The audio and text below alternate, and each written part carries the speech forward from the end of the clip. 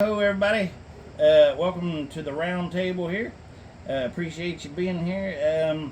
Just wanted to start off with something kind of quick. There's always a Gary Gensler, right, or whatever. This here is Mr. Davidson from Ohio. He's a congressman. I think he's, what is it, 8th district, did you say? All right, so check this out. I love stuff like these this. other jurisdictions, because this also exists Here's Gary Gensler. That's a joke. If you guys don't know who Gary Gensler is, he's the guy that looks like Mr. Burns off of The Simpsons. If you don't know who that is, go look it up. But anyway, old Mr. Burns here. There's always a slob for the Democrats.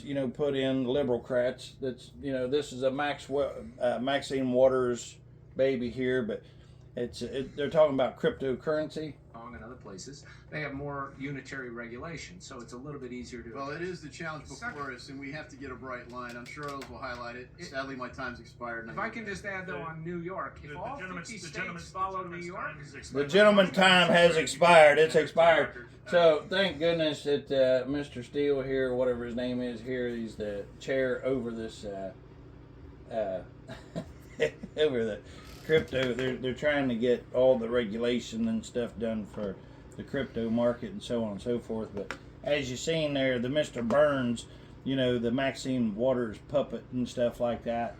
Oh my gosh. Anyway, crypto, what are you going to do, right? All right, now, today is what, the 11th, Dome? All right, this is the 11th of February, 2025. Hope everybody's doing well out there, enjoying the snow. You got about what? Out there, maybe an inch or so. No, what do you think? Yeah, about that. All right. So anyway, we did receive word from Mr. Taylor, and we pull it up for us, Noam, and we'll read the response that we got on our Gee Whiz mail from Mr. Taylor, the representative of the 2nd District of Ohio, which is where I am located, which means he's supposed to be my representative. So far, so not so good. All right, because he's got things twisted. We'll be putting in a call here in just a minute. But no, do you care to read what he wrote to us here? Thank you for contacting me and sharing your thought as representative of Ohio's 2nd Congressional District.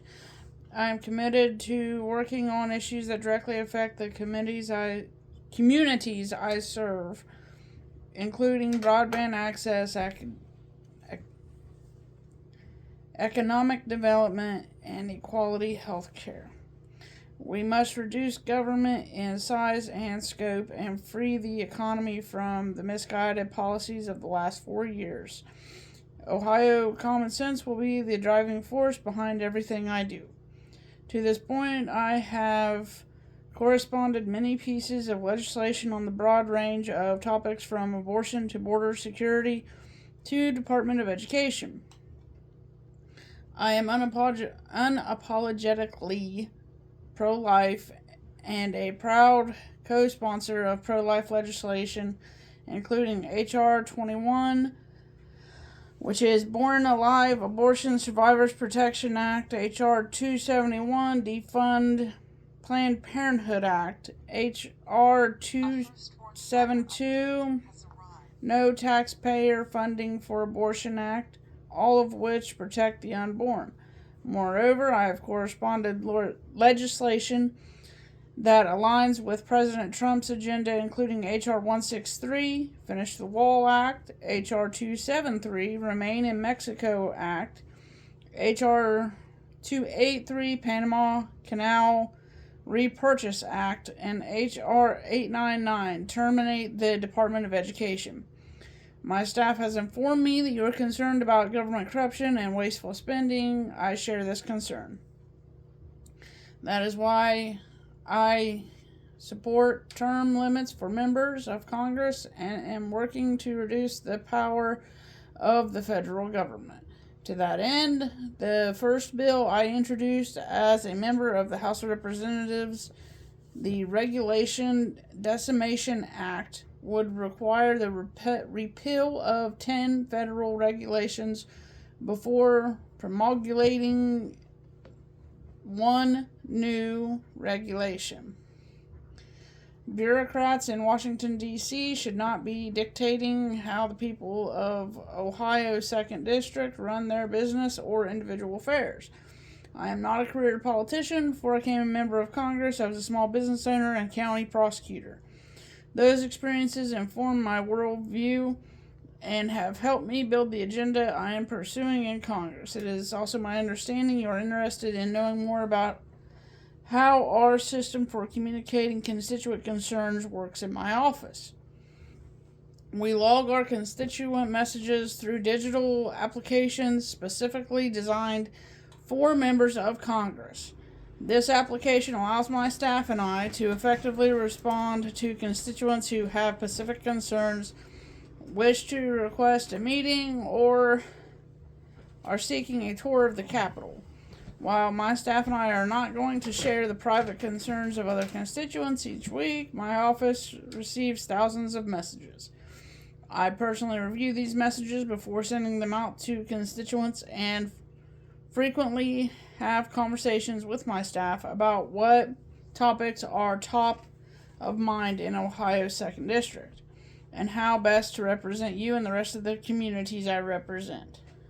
The application my office uses helps pull from thousands of constituent contacts such as yours to give me a full view of how best to represent you in Washington. Lastly, I want to let you know I am incredibly proud of my staff and the job they are doing for Ohio's 2nd District. My staff comes in early, stays late, works on the weekends, and gives everything they have to make life better for Southern Ohio. It is the honor of a lifetime to serve alongside them, and I am proud of the work we do together to best represent you in Congress. Again, thank you for contacting my office. Your voice and comments are very important to me. Always feel free to call my office at 202-225-3164. Whew. Or visit my website. Yeah, the website. There we go. All right, go ahead and put in that caller. We need to call in response to this here. Of course, we're calling anyway because we know what we got to do. They don't want to be transparent. And I'm really thinking Mr. Dave Taylor doesn't understand, running under Republican or whatever. And I ain't seeing it. Dave Taylor. I just ain't seeing it, Anyway, I thought I'd share that on the crypto stuff because I love whenever they cut people off or whatever. Let's see if we can get our buddy AJ on there. He might be out enjoying the snow or something. Congressman Taylor's office. How can I help you? Well, is that our buddy, Mr. AJ? This is Josh. Oh, Josh. Is our buddy AJ there? Well, let me check real quick for you.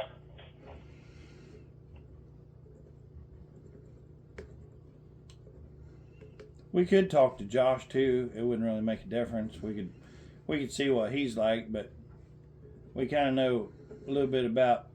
I'm. You know what it is? I'm telling you, AJ. He found something to do right now. He knows it's about that time. Wherever you guys are at today, I hope you're doing good. Hello, America, Canada, United Kingdom.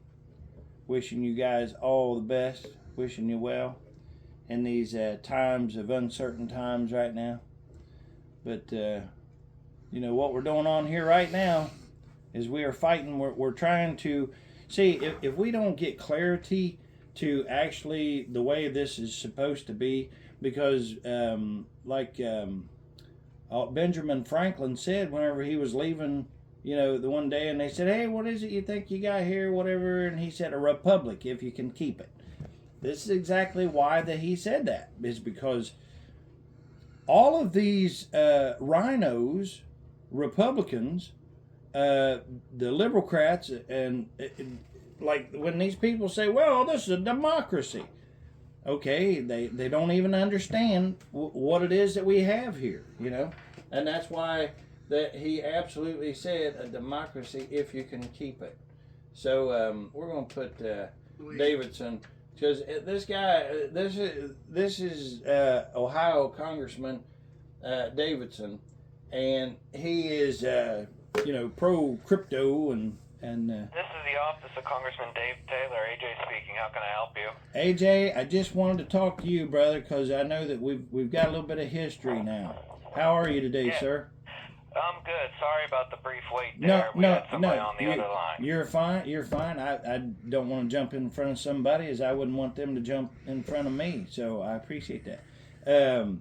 Listen, I found or I heard back from Mr. Taylor today. Yes, sir. Yeah, I got a big email there, and I don't know if he actually wrote that, or was that something already pre-done, or did he have a staffer do that?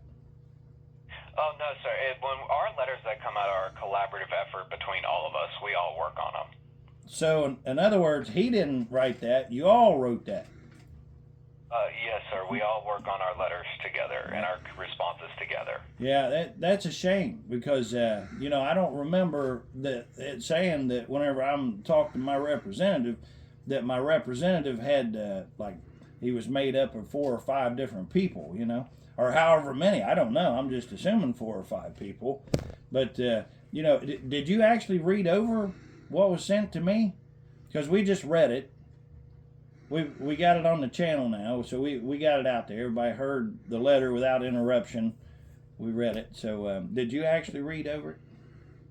I did see it, Mr. Preston. Let me look at it again here. Ah, that's cheating. That's cheating. See, what is it?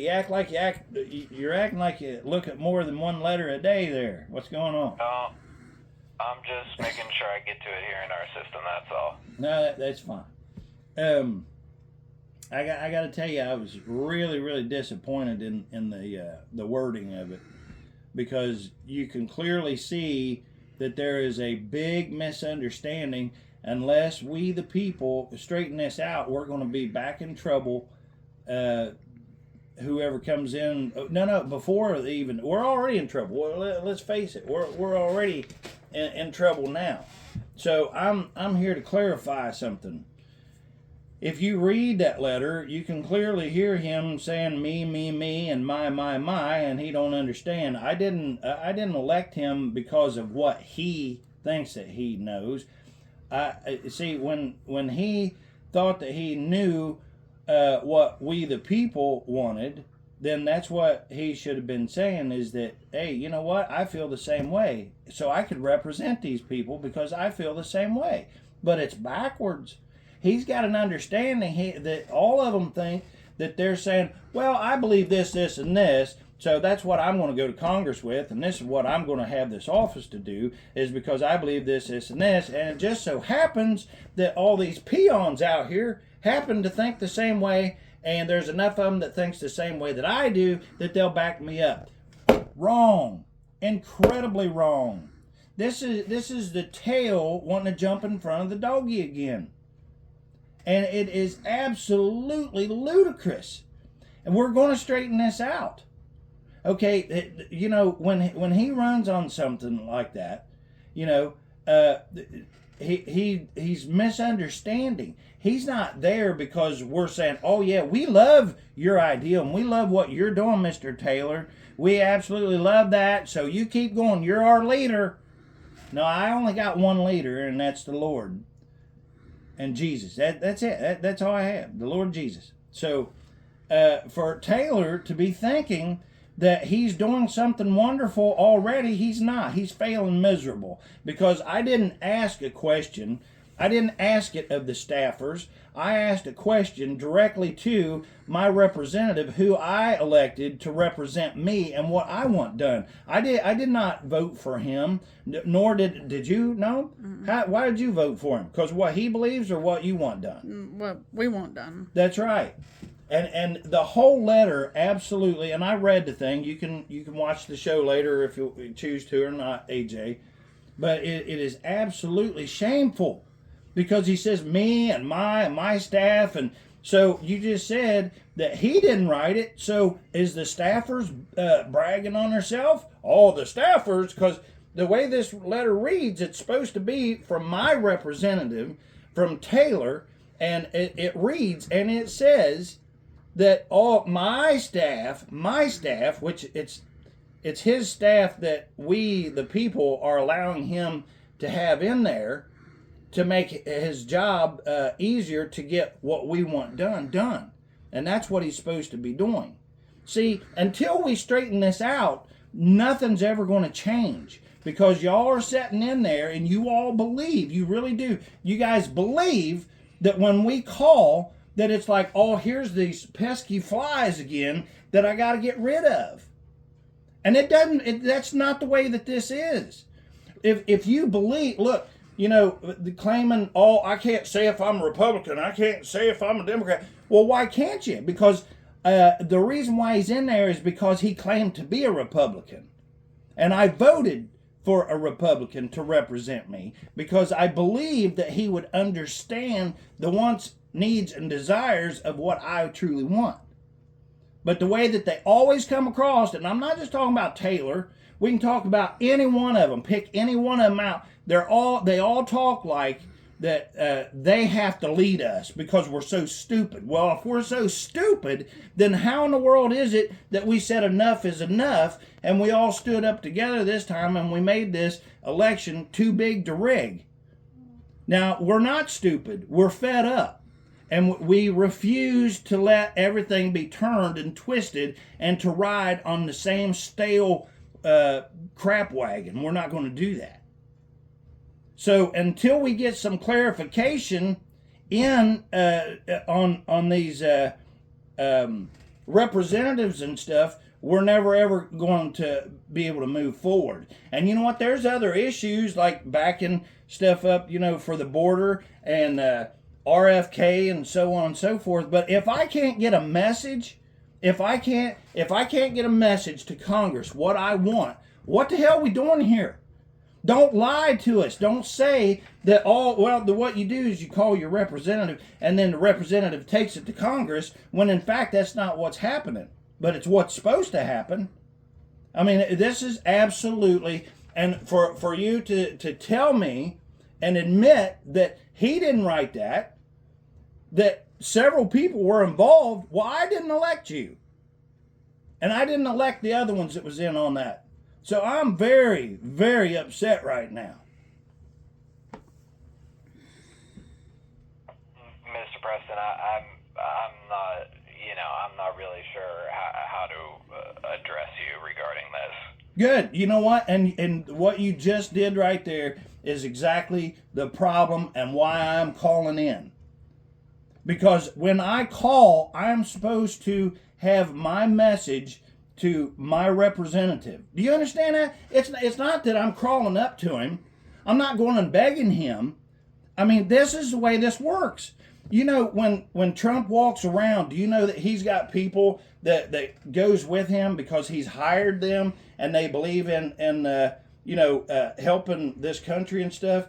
But he has hired people that when he goes somewhere, that they stay right with him, and that if he wants something, they do it. Do you see what I mean? He's not there just because they are they right there with him. Those people are there to cater to what he's wanting done.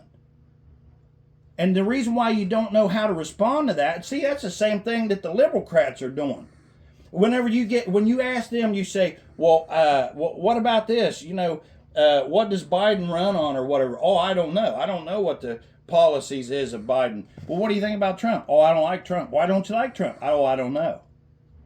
And you know what? Also, in this letter that somebody wrote, we know it wasn't Taylor that did it, but somebody wrote in there that, what was the one part that said that the staff were... where they come early, stay late, work weekends, and all that? Is that what you're talking about? Well, one of them, yeah. I mean, there's just so many parts that was wrong whenever you read that. It's unbelievable. I mean, absolutely unbelievable. But whenever they say, well, we're not going to share what the other constituents are saying, why not? That's how Democrats talk. Well, we're going to keep that closed. we're just going to keep that part closed. Like whenever they found out about the COVID and stuff, you know, when they was taking a vote whether or not to look at the evidence where it actually came from, and the Democrats were all about keeping it closed up. And you know how you can tell when somebody's a liberal-crat? Because they don't like the camera on them. Why don't they like the camera on them? It's the same thing as the light, and it's the same thing as the truth. They're afraid of the truth. They're afraid of the light because they can't talk about stuff because they don't know about it. They don't know what they're talking about. And you know, it's a damn shame, because I was really hoping that Dave Taylor coming in there was going to be better than Brad Winstrip, because I thought, man, it ain't going to take much. But I got to tell you, it's just not looking good for Taylor. Now, you know, here's the thing. I am unapologetic for any way or anything that I've said today, AJ, because this office is absolutely, positively in for some learning. You guys got to learn that you're looking at this totally the wrong way. We can't even move forward until we get you guys on board. And if not, you see what we're doing with the Board of Education? Or what is that? Department of Education. Yeah, Department of Education. Good job. See, that's what I mean. You're brilliant, but you don't have the. I don't feel from you like that you're on the right side. I feel like that you're swatting me away on everything that we are saying. And no, I agree. Yeah, there you go. She shakes her head sometimes, and you can't hear her or whatever. But you know what? It's not just Nomi, AJ. I mean, everybody. Did you call any other representative like I asked you to, and just pretend like that you wanted something to see how you was treated? I did not call into other representative offices, sir. Well, you're probably so busy, right, with the protecting all the other constituents that calls in and protecting their privacy. The thousands of calls they get a day. Here's what I'm interested in. What constituent, what would you call in to a representative that you want taken to Congress that you would want to keep quiet? What secret? Because that don't make any sense. You call your representative to take it to Congress or do something about it, but you want it to be a secret. Like, don't tell the other people about it. Why do you think? I will say I do have many constituents who ask me before sharing concerns if this is kept private and it's not going to be shared publicly. What? That's insane. Now, do what now? You mean so you have people that calls in to their representative, and they tell you, the answering person, they tell you that, okay, I'm going to tell you something to get to Dave, but I want it to keep it private? Is that what you're saying? What they do is they'll call and be like, hey, I have a message I'd like to share with the congressman, but I don't want it shared publicly outside of the appropriate channels. People do ask that we do not share their information when they call in. When they call in about who they are, they do ask us to do that. Oh, wait a minute. We didn't ask for their information. No, hold on. No, I want the information. I most certainly do. So what it is, I don't know if you're aware of this, AJ, but you might want to tell Dave that there happens to still be liberal-crats that are still trying to manipulate this and turn it into what we just are trying to get out of, because it's wrong. And if you cater to that, then you're gonna try to drag us down again, and we're just not going to allow that. We're not going to allow that, because liberals are going to call you and they're going to say, "Oh, I want to complain and everything, but I don't want to be the one on the front line. I don't want to stand up for what I really believe in, and I want you to take my secrets and go." And you guys are going to cater to that? That's not what you're there for. You know what transparency is? Did you watch Trump? And I'm going to say Trump for 1,000,000 times, because so far the president has been a real genuine president, a real representative. He doesn't wait like the hostages. Did you see him on the hostages over there? He said, you know what, let's set it for Saturday. He did it right there on the spot. Why the cameras, everybody was in there. He didn't go behind closed doors, and he didn't say, well, let's do it next week or next year or 2 months from now, or we'll see if we can find somebody. Nope, right then and there, you can go watch it. He made his mind up right there, and he done something. Whenever, what was his name from Fox or whatever, the reporter's name, I can't think of his name right now. Anyway, Peter Ducey. yeah, very good, Peter Ducey. Look at you, AJ. See, that's what I say. This man, it's so aggravating to watch somebody that's got a brilliant mind not have the right attitude. It really does suck. But Peter Ducey reminded the president, said, hey, if you'll look in, was there a letter left for you? He didn't say, you know what, there might be. I'll wait till all you guys are gone and then I'll look. He looked right there. Man, you talk about transparency, and when he's trying to move this country forward, he is moving the country forward, by the way. His approval rating now is like 70 plus. Think about that. Think about that. But here's something that you guys had better all remember, Taylor, is that you will have liberalcrats trying to manipulate that office by telling you guys to keep stuff secret. Okay? No, it should be transparent. You know what? Can I ask you, do you know what the bill is that they're trying to pass in California right now about walking down the sidewalk? I am not aware of that, in all honesty, Mr. Preston. Well, I just made it up, and I'm not aware of it neither. So what I'm saying is sometimes I will hear about somebody else, a constituent, which I can't stand that word, but another American that I will find out from them that they said something that I believe in and that I think or that I didn't know. And I start researching it on my own, and then I find the answer or whatever for myself. And I'm like, yeah, you know what? I'm glad that I heard that from them. But if you're telling me that you guys are keeping secrets, because that's what you're telling me, this ain't looking good for this office. And I got to tell you something. We're closing the Department of Education and stuff, and I don't know if you're aware of this or not. I'm sure you are, AJ. You're really knowledgeable, man.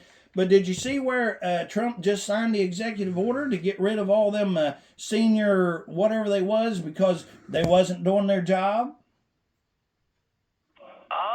I'm not. Maybe. Are you referring to the new DOJ order today? No, it wasn't today. I'm pretty sure that he done it in the last couple days anyway. But it's the senior government things. It was a program or something, and it wasn't working. So he just shut it down. In other words, he fired all of them because they wasn't benefiting. They wasn't moving forward. Look, Taylor has to be bold, and he has to make a stand. Him saying that he doesn't want in the light or in the light is absolutely one of the confusing things that I've seen him say. And from the time that I seen him say that he doesn't really want in the spotlight, he doesn't really want to be, that he wants to be like Brad Winstrip, I'm like, oh no, we're in trouble. But I kept the hope alive, and I said, well, no, I'm going to wait. When I call in, maybe we'll be treated with a little bit of respect, and maybe this party coming in here, maybe they'll actually have their stuff together enough to realize how it is that they're supposed to talk to us when we call in. But it didn't really happen, AJ, because you and I didn't start off on a very good note. And we're still not on a good note, because right now you're butthurt at me. You don't like what I'm saying. You don't like what I'm doing, and you don't like what I'm standing for. I'll guarantee you. It reeks. What do you think? I agree. Because when I call in, you do the professional meet and greet and stuff like that. But anytime that I say something, I'm met with, well, we got to check with the lawyers, and we got to see if we're able to do that and stuff.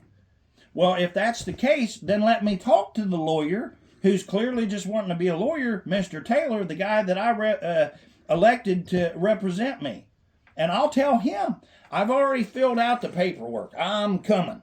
I am so looking forward to actually talking with him. And what a shame it is that we have a number that I pay for and that I provide to be able to call and talk to him, but I never talk to him. I talk to an answer machine human or mechanical, one way or the other. I talk to an answer machine, and it all. Now I find out that even the letter is wrote by other people other than him. Absolutely disgraceful. Disgraceful. You know what? I'm thinking maybe we don't need as many representatives for Ohio. Maybe we just need a couple. You know, the North and the South. That's what I'm thinking. Because if this is going to be the norm for what you guys have got, you know, in mind to do to we the people, I'm not about it. I'm not impressed. I am absolutely beyond not impressed. I'm the other way. I'm like really, really, really disappointed. Bad. Especially, like I said, and I keep saying it, but you're knowledgeable. And it doesn't make any sense why that you can't understand, or maybe you do, and maybe you don't care. I don't know.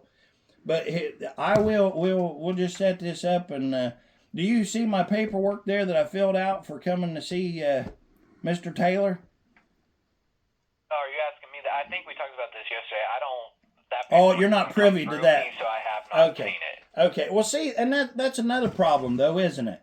Because if I'm calling in and I say, hey, I got this paperwork I'm checking on, so do you send me to another department to check on that, AJ, or how does that work? You know, because the people here on the channel and stuff, we want to know. Like, I'm trying to encourage everybody that I talk to that's especially, well, no, I started to say especially in this district, but really, I don't care where you're at in America or in the world. Because I'm talking to people from the UK and from Australia and other places, and they're like, well, we don't understand this, you know. But we're going to stay with Americans right here and concentrate on us. We have to be first. I mean, as Trump says, but guess what? That's not what Trump said.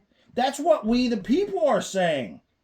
He is the representative. Like, everybody says, well, you know, Trump said this, Trump said that. Absolutely. Trump agrees with it. That's why he chose to represent us if we chose him, if we elected him.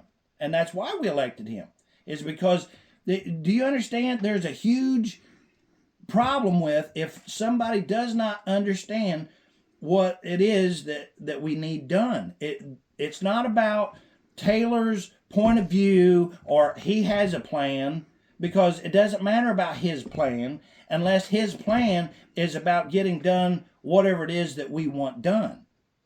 You see what I'm saying? Like, if you want a party or something, you can go to a party planner, but you tell them, you say, okay, I want lights up here, I want flowers on every table, I want 100 tables, blah, blah, blah. And then that planner puts that together.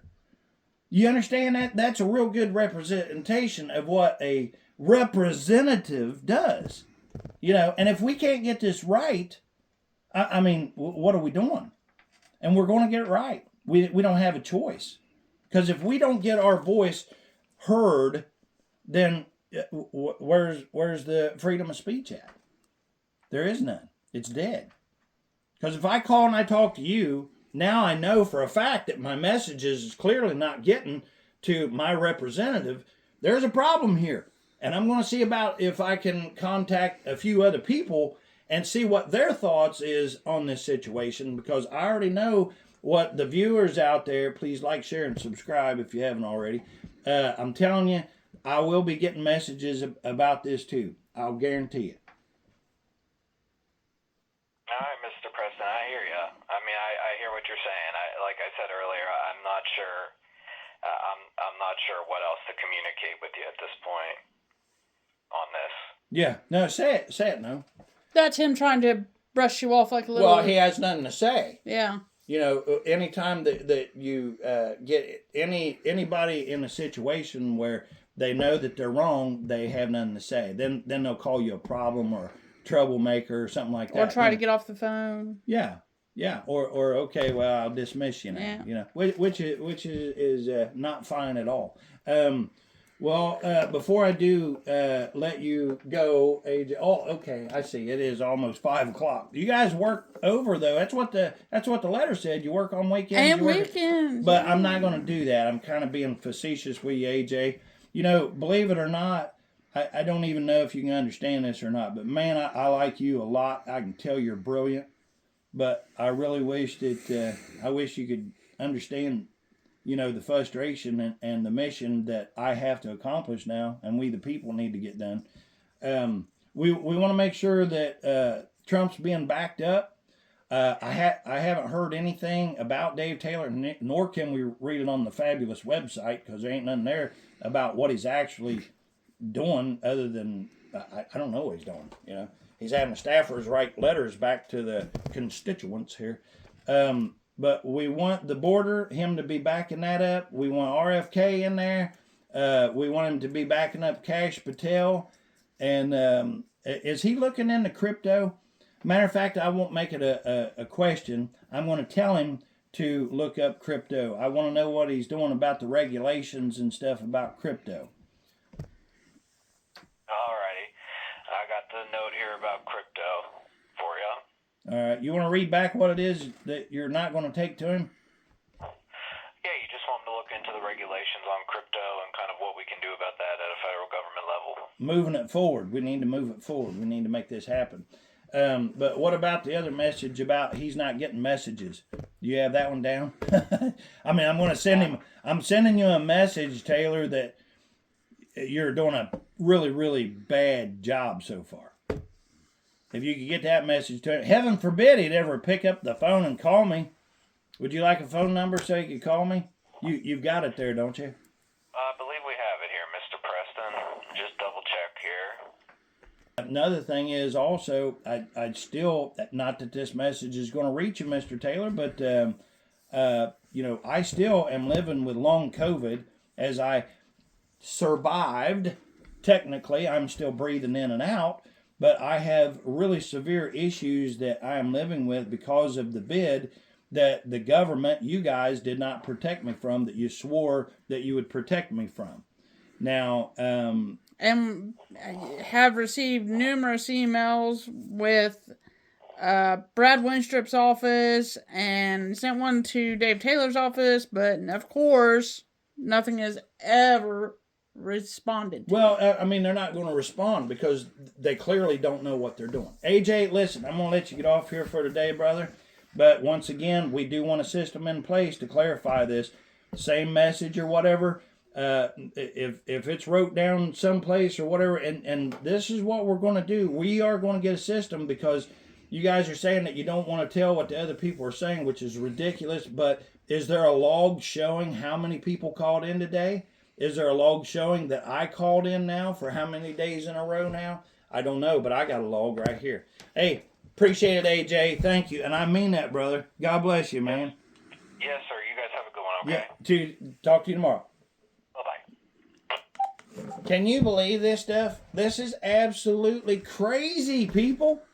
Man, I've talked to so many people, and they said, well, why even call in? Man, right now, clearly, I talked to a guy that was in Walmart, and I wished I could remember his name. And this was a few months back. But he stopped me, he recognized me from the channel and stuff, and he said, hey, I've been a subscriber for, ever since you started, so shout out. I wished I could remember your name. But he said, I just don't bother calling in because, this wasn't right away. Like after I was talking, I kept telling him, I said, well, why don't you call in? Why don't you call in? He said, it does no good. He said, they don't get it there. But you know what? We have proof now, don't we? We have proof. AJ just told us on here, nope, he didn't write that. He said, plain as day, many, many staffers. I had a feeling when I read it that. Well, you could tell. Yeah. That's why I said what I could tell. There was stuff really not making sense there. Hey, we'll take a brief break. We'll be right back. All right, you know what? We have, I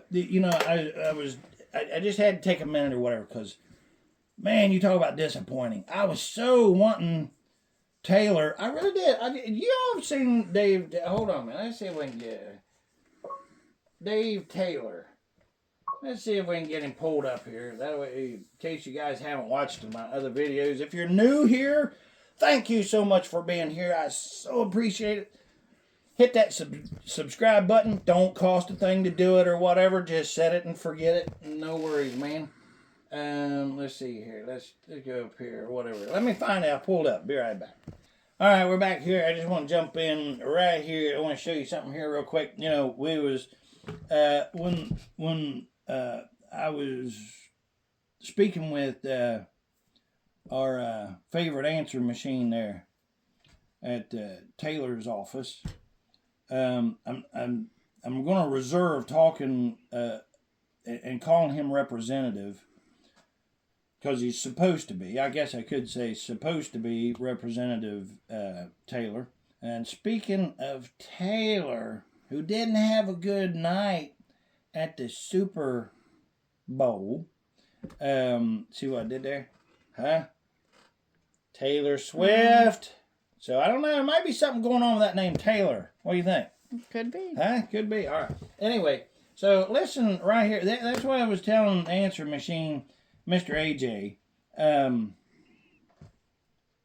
you know, we've already changed. We, the people, have changed. We have a different mindset now. We, you know, not only have we woken up, but we're still waking up. And proof of this is because every day we are finding out things that have been hidden from us, sort of like those phone calls that they're admitting that they are not wanting to put out there. Now, I don't care about anything that I've ever called and asked for or whatever to the representative. You know what I mean? Are you doing something that you're not proud of or that you're ashamed of or something? Now, here's the thing. If you're somebody who just don't want to speak in front of a camera or something, completely understand. I'm shy myself. I get it. Don't do it. I get that. Why are you smiling? All right. Anyway, so we have to speak up. If you don't want to be on camera or something, I get that. Not everybody wants to do that. It's actually pretty hard to do. But if you have a cause that, you know, you really believe in, you stand for, like our Lord and Savior Jesus, then why not say that loud and say that proud, right? I would like everybody to know that. I would like everybody to hear me say that. Okay, now, but, you know, if I'm going to, you know, talk about certain things and I don't really fully understand it all or something like that, then I would find somebody who could speak for me or something. But I'm not ever going to say, man, I wish that I don't want anybody to know that I give that information, that I don't know everything about everything, which is, you know, it's a possibility, I suppose, right? Not to know everything about everything. So, but anyhow, if you're calling in to a representative, okay, if it's something you don't want everybody to know, go to your therapist, you know? Because right now, Yeah. if you're out here and you're about taking care of these little ones and making sure that they're taken care of, because I sitting in your warm chair wherever you're at right now, or whatever it is you're doing, maybe you're in your nice comfy car or something, you got the air on, AC, maybe you got a sandwich in one hand, a pop in the other, driving a Tesla, letting it drive you down the road or whatever, I don't know. But, you know, think about those individuals who are crammed into a cave right now, or in behind bars or something. You know, it really doesn't make any sense to me, because there's so many out there that should absolutely be in caves behind bars, you know, Dennis, Jason, but they're not. So it's like the wrong ones are in bad situations that shouldn't be, and then you have people that are in very good situations that shouldn't be. So what we have to do is we have to take the ones that's having it all cush and luxury and all that stuff that's got there by corruption, and make sure that they're the ones enjoying a nice stay at Guantanamo Bay, you know? Elizabeth Warrens and Maxine Waters and You know, I really like that. I think I want to show them that. We'll be right back. I got something to show you. All right, real quick, but before I jump in, there's something to show you there. I do want to show you this. Now, we was talking about with the answer machine, though, getting back to my point here, that we Americans and the rest of the world out there also, I know you guys, I mean, you tell me, but we've changed. We're on a way better path now. You ain't taking it off of, especially when somebody's telling us that, you know, we're going to get tax breaks, so Security is not only being made to be stronger, but way more efficient and getting rid of all this waste stuff. Shout out to Mr. Trump, the president, for sure. Appreciate it, sir. Keep doing what you're doing. Shout out to Elon Musk. Thank you so much, you know, for getting in there, Elon, and doing what you're doing. Shout out to your amazing Patriot squad there that's in there just kicking butt. And, you know, all these people are squealing and everything about the Department of Education being closed down and everything. Well, who would be crying about something being closed down? Because, you know, even if it was called God's house, but it was proven that what they're calling something so wonderful wasn't so wonderful. I mean, would you want to linger on just because it has a good name? Absolutely not. If it doesn't work, it's got to go. And that is what the Liberalcrats and these rhinos are really good at. They will, like think about that. U.S. aid. Boy, doesn't that sound good? U.S. aid. It would sound good to me if I was, you know, somebody in another country or something and I was needing to be fed or I needed clothing or a place to stay or a tent or whatever, you know. Maybe my camel's old and getting ready to die. I need a new camel. U.S. aid comes along and says, hey, you know what?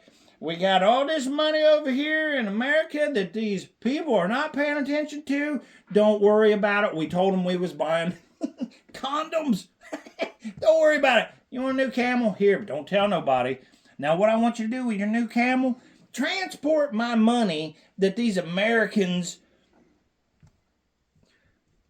donated to me, okay? Because, you know, there's a lot of condoms I need you to carry, you know, as they're taking their camel to the bank, right? Okay, so anyway, so that's corrupt. Now I'm not the only one saying this. See, it's like everybody else is waking up. See, listen. That matter. Dave, what does this have to do with the shift that you're talking about? Well, there is a cultural shift happening. Here's what Donald Trump wrote after the game on Truth Social. Love this. The only one that had a tougher night than the Kansas City Chiefs was Taylor Swift. She got booed out of the stadium. MAGA is very unforgiving. Okay. And that's exactly right. So, why forgive somebody? Because whenever they had done something to us, they was ready to put us in the ground, unapologetic. I mean, for Pete's sake, you know. I mean, look what they did with Riley. What was her name? Laken. Yeah, Laken Riley. Yeah, Laken Riley. Look what they did there. You know, see, Biden and all of them was just going to walk on. They wouldn't even say her name or whatever. And then MTG, Marjorie Taylor Greene, she made him, talking about Biden, say her name, you know. And we're just over that because you know what? You hear about stuff happening to somebody else, you know, away from you. But now we're finding out, guess what? That can come right in your door. Right up in your door, you know. And we're just not going to allow that. We can't. And now that we've got our foothold finally, we finally caught a foothold. I don't think there's one person that I talk to that's willing to let this go. And so there's no need to even say you better not, because we're not going to. I've heard other people talk to me, and I enjoy listening to every one of them because we are all aimed at the same bullseye right now. And everybody's laser focused, but right now you have all these Klingons, you know, and we have to rip them off, whining and screaming or whatever, you know. So hold on just a minute, and we'll pull up old Swifty here right quick, and then I'll show you something. Okay, so I just wanted to pull this up where like the president said, he said the only one getting booed more than Kansas City. Of course, here's what happened with Kansas City, and I'm telling you, it's a fact, Jack. Old Taylor Swift's boyfriend, Travis Kelce. Yeah, Travis Kelce there. Taylor Swift, TS, brought the Satan curse, the Swifty curse, onto the Kansas City Chiefs. I'm telling you, that's what happened. And that isn't that just like what the devil does? Like if you take deals from the devil, and like you might think that you're walking, and then you get to where you can't be touched. Do we need to bring up like the diddler himself, old P. Diddley or whatever? Look what happened with him. He just thought he was untouchable. They make these deals with the bad side, but eventually, it catches up to you, and it just is not worth it. Now it's unfortunate, that Taylor Swift is, doing what she's doing and stuff like that. But let's face it, she's a singer. She's an entertainer.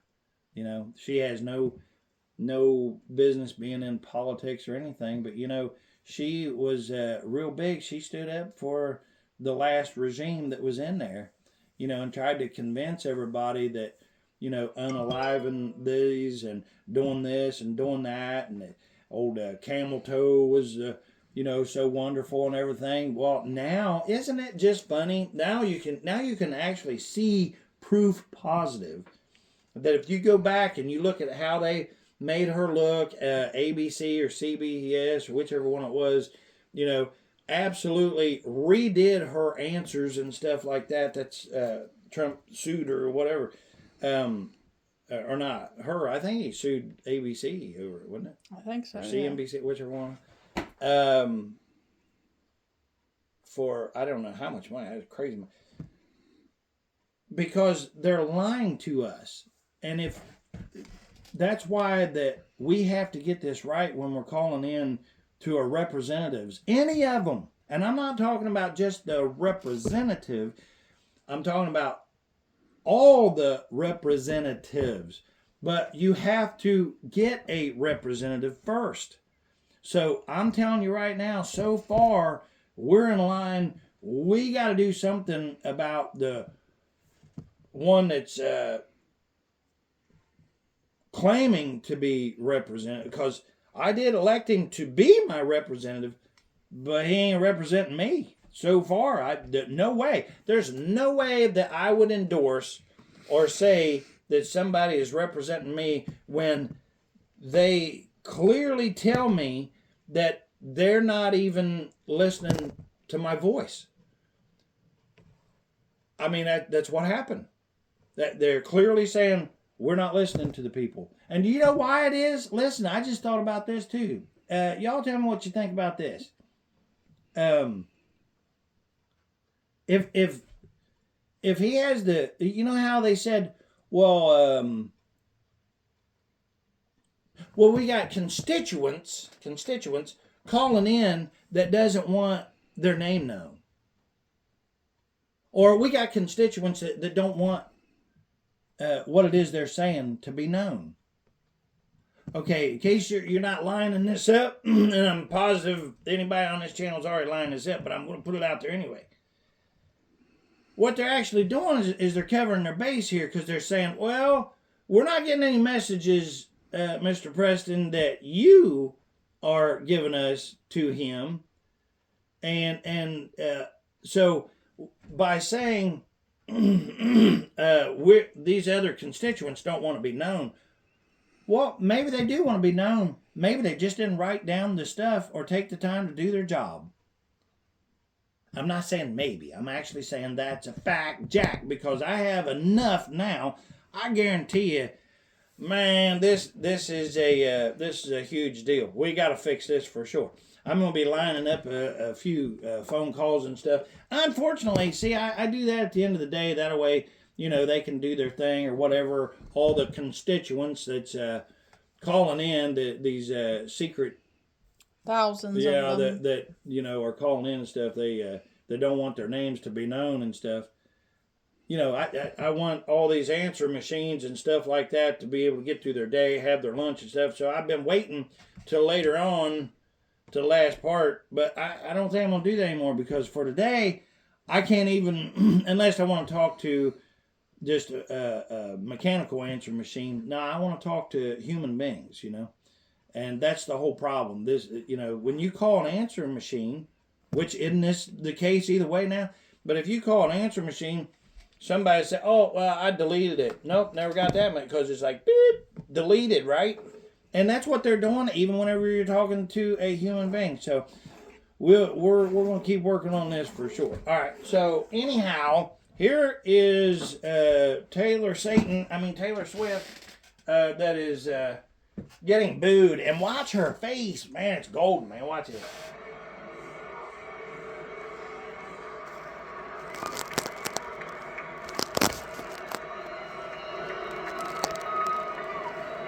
Okay, you can't hear it. Of course, there's no audio there except for the boos, right?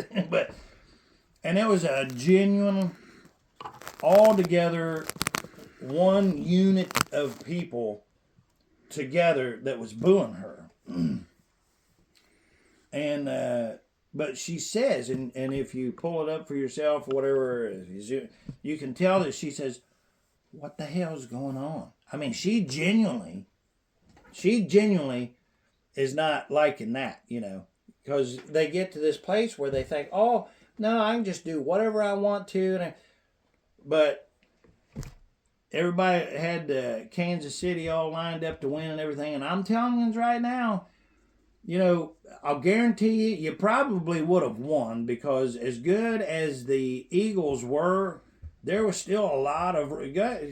They were actually saying that the Kansas City Chief quarterback, Patrick Mahomes, was actually promoting the Eagles before the game. He was actually wearing green and, he was kind of trying to do it kind of... Now look, I seen a video on it. They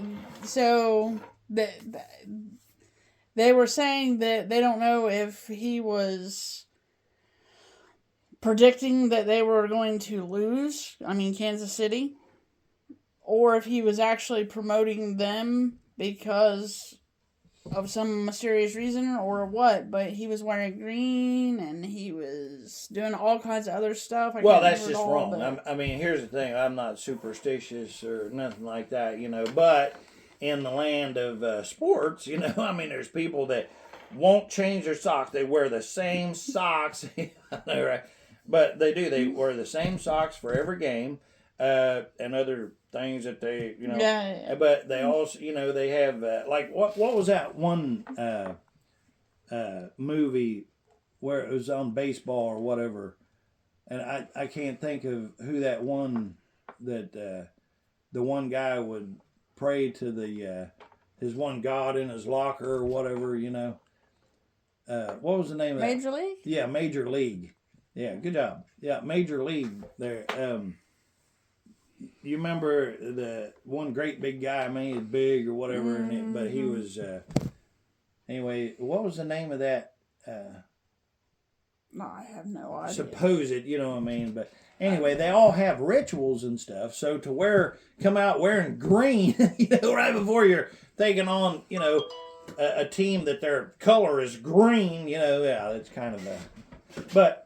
So you're never going to do away with that neither, unfortunately, because people, and rightfully so, but I can't get into a damn game when it's known for a fact that it's scripted. How you going to do that?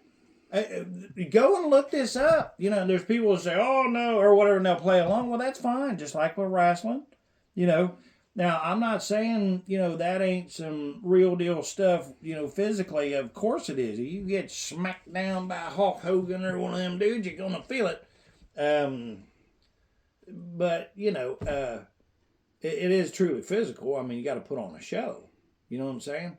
But if you're, and I guess if you wanted to bet on a game, you really don't know what side that they chose to win.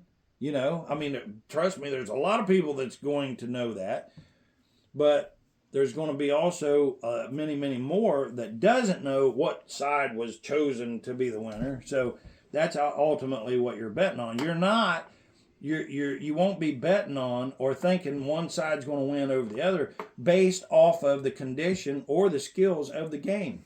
Because when people are holding back, then they become liars, right? And whenever you become a liar, then you're working for the devil, right? So we don't want that. Anyway, so yeah, old Taylor Swift, she just didn't know what to do there. But I thought Trump was just nailed it with his response back to that. The only ones that got booed harder was Taylor Swift and Kansas City. I thought that was. We'll be right back. Okay, now kind of like on the point of why it is that we really, really have to get these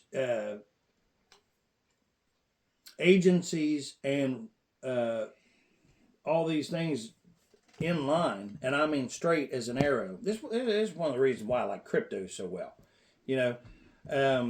If you really are looking at crypto or whatever, I encourage you to strongly do that or whatever, because all of this government waste and stuff that's happening would be so much harder to do because it has a ledger and stuff. So if you don't know about that or whatever, get into that. There's all kinds of channels, so on and so forth.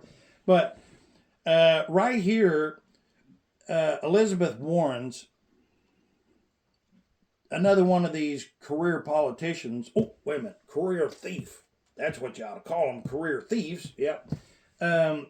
Listen right here, and then we'll talk about it. Listen. In this case, Senator Elizabeth Warren, right? We are allowed to look at every single agency and say, okay, we took money from the people and we gave it to this agency. Is this agency doing anything, or is it doing it effectively? That's all we're doing right now. Anyway, she created... All right, so see, she created this, whatever he just said there, agency, and that directly receives from you and me, and then we say, hey, we just want to look at the books to make sure, because you said, you're just going to do this wonderful thing of helping whatever it is, pick an agency. So we just want to look at the books. We've given you millions of dollars. We just want to see, where I went to. And if people clam up about that, let's see, what's that remind you of? No, constituents call in and they don't want to know. We're not going to tell you about what they say that they want. The reason why, isn't that a really good way of shutting it down right there? It's like, well, no, I'm not going to tell you what anybody said, but that way we can't have a discussion about it. Or more importantly, you can't find out that I'm corrupt with the money that you give to me, which is, there's all kinds of these devils out there. You know who you are too. That does that stuff. And I'm saying that because I have had devils who pretended to be, and that's all they wanted to do was rip me off. You know who you are too. So but all these things have a weird way of coming around. It's like these people do this stuff and they rip people off. Like Elizabeth Warren's right here. All you're saying is we just want to go in, because when we say we're talking about our awesome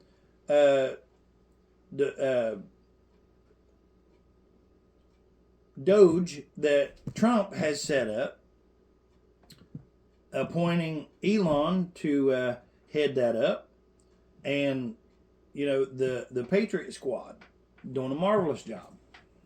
Now, at every turn, you will see all of these demons. I mean, I don't even think there's any use to call them crooks or anything else, because demons, if you don't know how bad a demon is, then man, I'm gonna tell you, you might want to think about getting right with the Lord, because one of the best things I ever heard, I mean, one of the smartest things was, if you're in a room and you're looking around and you don't see a sucker, guess who the sucker is? I just think that's amazing. And I wished I'd learned more about that way earlier on in life, because there's people, demons that come around. Anyway, whole different thing.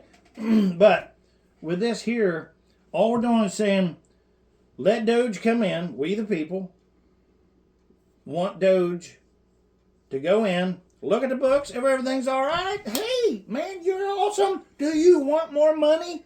Here you go. No, what do you think? Seriously, would you be up for if you opened up the books and on something where people were saying, well, we're helping special needs kids, and you opened up the books on it, and this went to buy wheelchairs, this went to buy, special hearing aids, so much money, it was all counted for, and it's all the right way, provable. Would you support giving more money to that? Absolutely. Okay, but what do you think whenever you go in and the first thing they do is, you ain't looking at the books? No, you ain't looking at the books. That they're hiding something nefarious is taking place. Kind of sounds like a kid to me, that it's like, you knock on their door and it's like, can I talk to you, man? Hold on. Like, and you're there for over a minute and this door still ain't coming open. Something's probably going on, right? So, and that's all we're talking about here. We know this is what's actually taking place. As soon as they say, nope, we ain't showing you. Are you kidding? Like, it's the U.S. government. We, the people, are actually the government. We are the government. But we give this money, we allow it. That should change too. Really, I think before there's money that moves anywhere into any of these agencies, especially from now on, you should have to have a vote, a genuine vote, where somebody takes their actual verified, just like whenever you get on X there, you got the check mark that verifies, yep, this is who this is supposed to be, right? Then you should be able to go, to an app or somewhere, or actually go to a certain spot, just like when you're voting for president or anything. And that's exactly how I would run things. If I was ever to run for a sheriff or anything whatsoever, a mayor, anything across the board, I'm telling you, I wouldn't pretend like that what I wanted was the very thing. I would put it out there and I would listen, like Noam would come and tell me this, and Bill and Fred and Amy, Rex, all of them would come and they'd say, you know what, I'm putting in, here's my vote, to do this.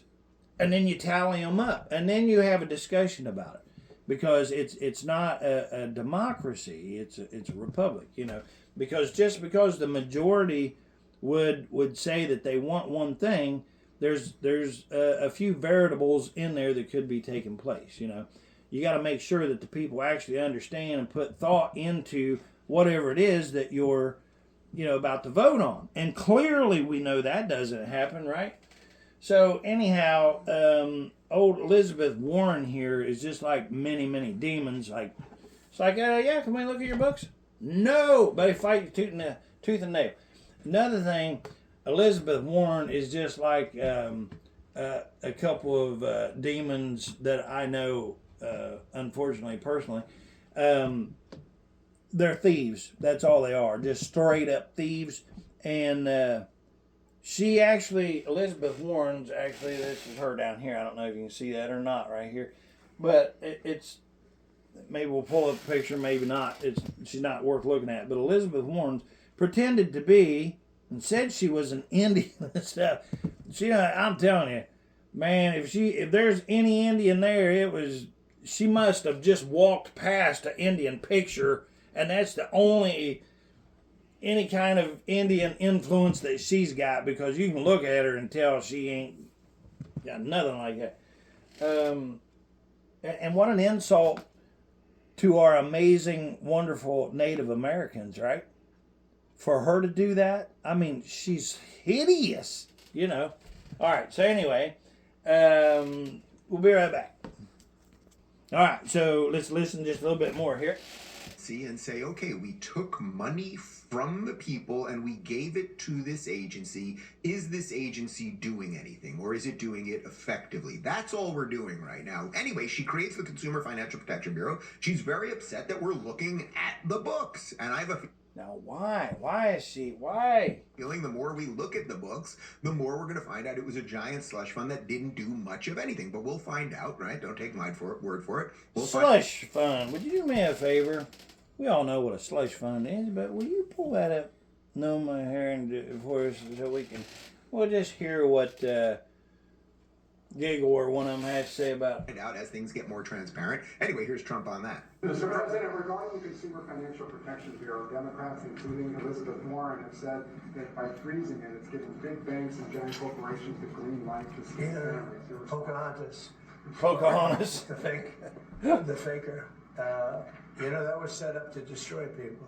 She used that as her little personal agency to go around and destroy people.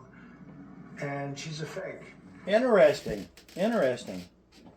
I didn't know that. She used it to go around and destroy people. I wonder. Just like she said she was an Indian, and she wasn't an Indian. You have more Indian blood in you than she has. She went to college based on the fact that she was an Indian. She got jobs based on the fact that she was an Indian. She's a fake. So she did all this claiming she was an Indian so she could get money she wasn't supposed to have. She was getting help that she wasn't entitled to, that you and I paid for. Right now? Mm-hmm. That was set up to destroy some very good people. And it worked. I mean, it worked. A lot of great people. I'll tell you, before I ever heard the term, people would come up to me in the Midwest and areas and say, "Sir, I'm being destroyed by them." They use that to destroy people. She's a nasty woman. She's a really nasty woman. Well, I'd say a nasty demon. Despite her phony beer commercial. I'm not aware of that. Phony beer commercial. What's that about? I have no idea. Hold on, we might check it out. Hold on just a minute. We did the right thing. That was a very important thing to get rid of. And it was also a waste. I mean, number one, it was a bad group of people running it, but it was also a waste. If you looked at when she really ran it, wow, that was a vicious group of people. They really destroyed a lot of people. And you can confirm it's your goal is to have it totally eliminated, I the would agency? say, yeah, because we're trying to get rid of waste, fraud, and abuse. Okay, guys. We're trying to get rid of waste, fraud, and abuse. Fraud means that if somebody is pretending to be or pretending to do, and that's not in fact what they're doing, that's fraud. So, what'd you pull up? You had me pull up what a slush fund was. Okay, yeah, and what is a slush fund? What is Slush fund is a fund or account used for miscellaneous income and expenses, particularly those that are corrupt or illegal. Such funds may be kept hidden. Yeah, well, I knew that there was corrupt in there, but I just figured it was better just to read it directly or whatever. What was your source on that? Where did you pull that from, anyway, if I can ask? Brave. From Brave? Yeah. Okay, so anyway, if you get on Brave there, I'm trying not to use Google quite so much because Google, you talk about a slush fund.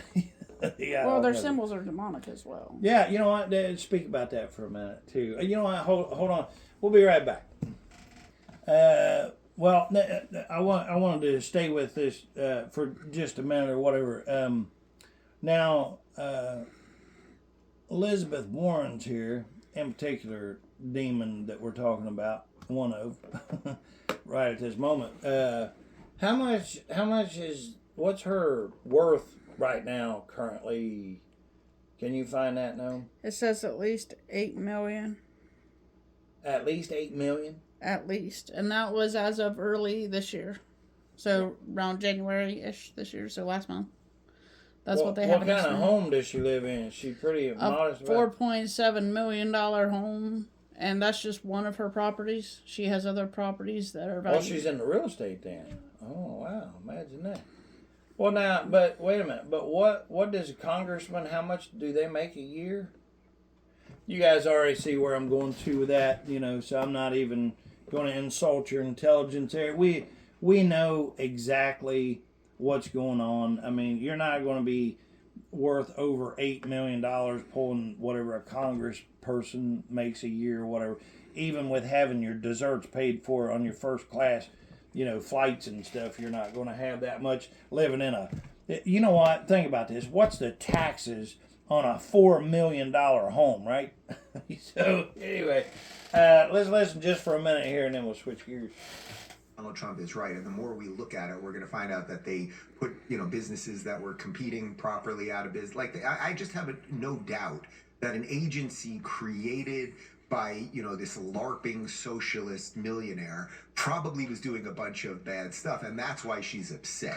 But I'm not. Yeah, that yeah, they're upset whenever you're about to find them out for, we are finding them out and we are completely taken away. But I just don't think that it's enough that we stop their funding, that's funny, their corruption. We should go back and take the assets, like you said that the Indian is living in no, it's insulting. You said old Warren's there is living in, how much is that home? $4.7 million. So pushing on $5 million, probably a couple years it'll be worth $5 million. You know what I mean? So a $5 million home. You know how hard and how much that would take to just keep that up. And the taxes on that or whatever. Which is another discussion we could have. I really don't think that once you buy a home that there should be taxes and taxes and taxes put on.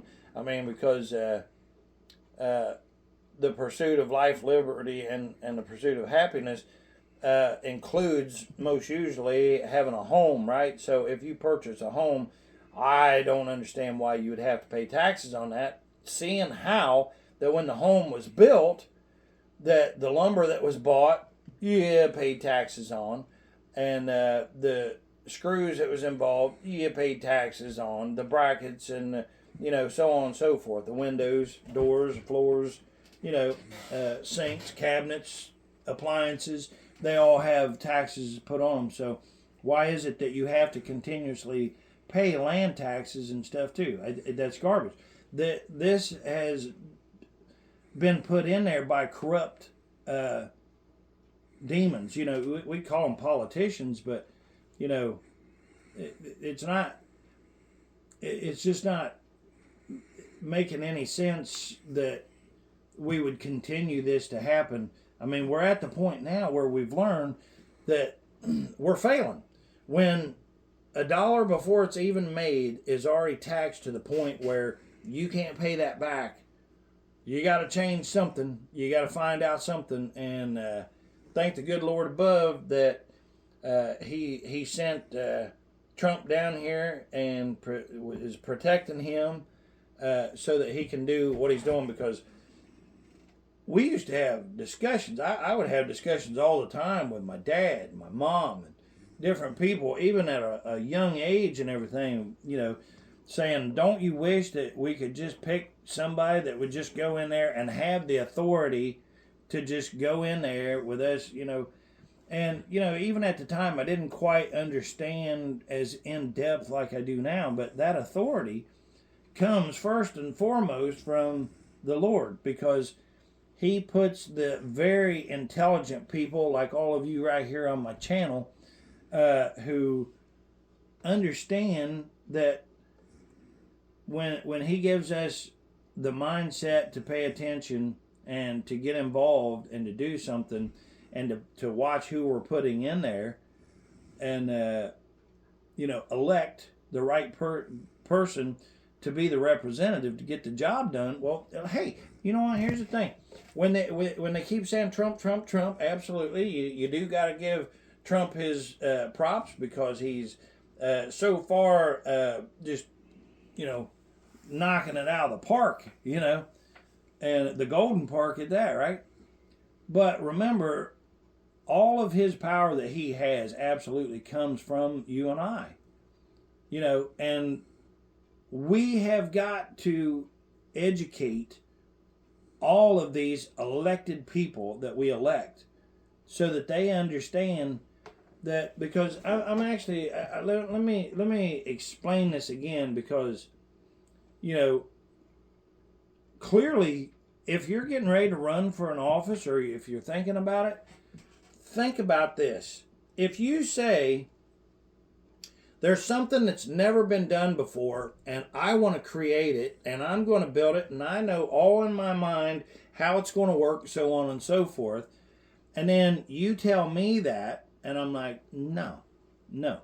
But if I'm talking with somebody and I'm saying, what we need is somebody that would go in there and make sure that, that if there's little ones, that there's a program to where they can go to school and they can get something really great to eat, and that it's all, proper food that's really good, and let them make choices, about that food. It's like, well, do I want this or do I want that? But make both of them be a great food.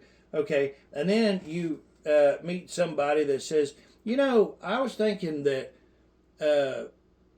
I'd like to have like to see somebody in there that would want to feed the kids healthy food and stuff, And then you say, oh, wait a minute, it just so happens that's the way I feel about it also. I really don't have time, though, to run for anything, but if you run for it, if that's the way you feel about it, I'd vote for you to do that. Well, okay, yeah, if you vote for me and put me in there, we'll make sure that these kids are getting fed really good food and stuff. And that's how simple that that this is. But you're not just talking about one individual talking to one other individual. You're talking about the whole of the people on this election had enough, and everybody started turning us like, okay, we're not about unaliving people and all this stuff. This is crazy. It's out of control. They can't even account for where the money's going. The White House looks like some kind of a demon, just so happens it did. And we was just tired of it. So the people showed their power, and that's why they couldn't convict Trump or whatever. And I don't care what anybody says. They say that he's got that felony charge. No, he doesn't. That was put in there by corruption that shouldn't even have been there. So old Biden, the put in, who we know couldn't run his finger in his own ear, he had to be told everything. We find out now who was actually running the stuff, so that's all. I'm telling you, I really, really still want 2020 to be looked into. And, I would say we're going to mention it. Well, we probably will mention it on tomorrow's program to Taylor, but we already know that goes nowhere. So we're going to have to straighten this out, or, because we got to stay on 2020 and find out about that. All right, so anyway, we'll be right back. I just thought real quickly that I would bring up the, Mr. Taylor here. This is when he was running for, and of course he's doing a interview with the ABC there or CBS. What is Channel 3? I think it's NBC or CBS? I think NBC. Look it up. See what it is. Anyway, I just thought real quickly that I would show you Mr. Taylor here that's not getting the messages. And here is the key thing that I really want to point out. You're running an office for me and we the people, me the people, and you obviously set this up to where you're not even getting the messages. Now, right now, we are firing people, getting rid of them because they're not coming in to work. And these people are saying that, you know, that they work from home and everything. And the president said, I don't know, this working from home, this is what the president said, working from home, how often are you going to work? He said, you might work 10, 20% of the time, you know, if you're one of those really motivated, special kind of people. But he said, nah, that doesn't work. And he's so right on that. If you're in the comfort of your home or whatever, you know, you just don't work like you do as if you have to take the time to get up, spiff you up, you know, and go to it, you know. Go, you know, if you got to go get your car and, you know, make sure there's gas in it or make sure that it's charged up or what have you, you know. But you have to get yourself there, and then most of the people that I know definitely would present themselves properly too, you know, make sure that, you know, you had nice clothes on and everything. And then you stay a certain amount of time, and you know in that certain amount of time that you should be dedicated towards, you know that letter keeps coming up in my mind again. You know what I think we're going to do? No, we're going to take a little bit of a break here before we do it, but we're actually going to read that letter back. Now, the first time that you read it at the beginning, we just read it out because I wanted y'all to hear that, and you know, I didn't want to interrupt or whatever. I just wanted you to hear the letter. But I think this time we're going to read that letter again, and we're actually going to stop, pause, and comment at different sections, because when I first read it, it was obvious to me there was different parts of that. And what I figured out, I mean, I could just feel the separation. And later on, as confirmed by AJ, that different ones wrote that. And I want you to think about that. This was never supposed to happen. There's not different ones supposed to be responding. It's supposed to be the representative, you know, supposed to be. All right, and we'll be right back. All right, well, we got some breaking news right here. Breaking news. And guess what? We just received word while we're still doing the program. We got a response back from AJ, right? AJ and others. Yeah. AJ and others. Breaking. So from Taylor's office here, AJ and the rest of them has responded on... It says, crypto. Yeah. All right.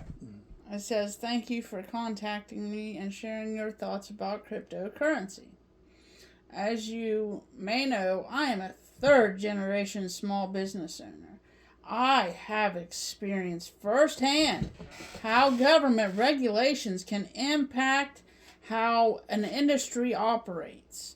Based on these experiences, I am committed to working with stakeholders in and out of government to support innovation within the crypto market while also ensuring there are safeguards in place for consumers. It is Ohio common sense that we can have both growth within the crypto market and protect consumers at the same time. Entrepreneurship is the foundation of American capitalism. And we should not shy away from nascent industries. Yeah, we'll look it up. that could provide great benefit for future generations. Should legislation come to the House floor pertaining to this issue, I will keep your comments and concerns in mind. Again, thanks for contacting my office. Your voice and comments are very important to me. Always feel free to call my office, and then, the phone number and the website. Have a wonderful day. Yeah, we'll be right back. All right, thank you very much for reading that, and thank you so much for being out there and being with us right now. If you're enjoying the program any at all, please hit that subscribe button. Don't cost a thing. I would appreciate it. You hit the thumbs up. I wouldn't mind that at all neither. If you consider sharing it with somebody, that would help me a lot also. Because on YouTube here, we're also working on that. We need to fix things here with all of that. Now, I know it's a private company, so on and so forth, but I really, really would love to put a deal together to buy YouTube. I really would, because it's this easy. If you do not want to watch an individual, you can just switch. I don't think anybody should be stifled unless you're talking about something very serious, like unaliving anybody or doing harm or something like that. I think that that should be definitely looked into and watched about and stuff. But other than that, if you wanted to call somebody this, or if you wanted to say the word like to unalive them, why do you have to change your freedom of speech to be on here? So there should be a platform. Now, X will claim to be that way with Elon Musk. So here's one little problem that I have with that. The very first comment that I put on X was, I said something about they need to be strung up or something like that, and that got taken down, but it was taken out of context and stuff too. So it wasn't really as in somebody was actually going to do something. But the very first comment that was made, and I think it was something to the effect of they really got strung up over that one, and they took that down. I'm like, what? Anyway. So Elon, if you're out there, put it back on there, and then y'all can see. Anyhow, we'll be right back.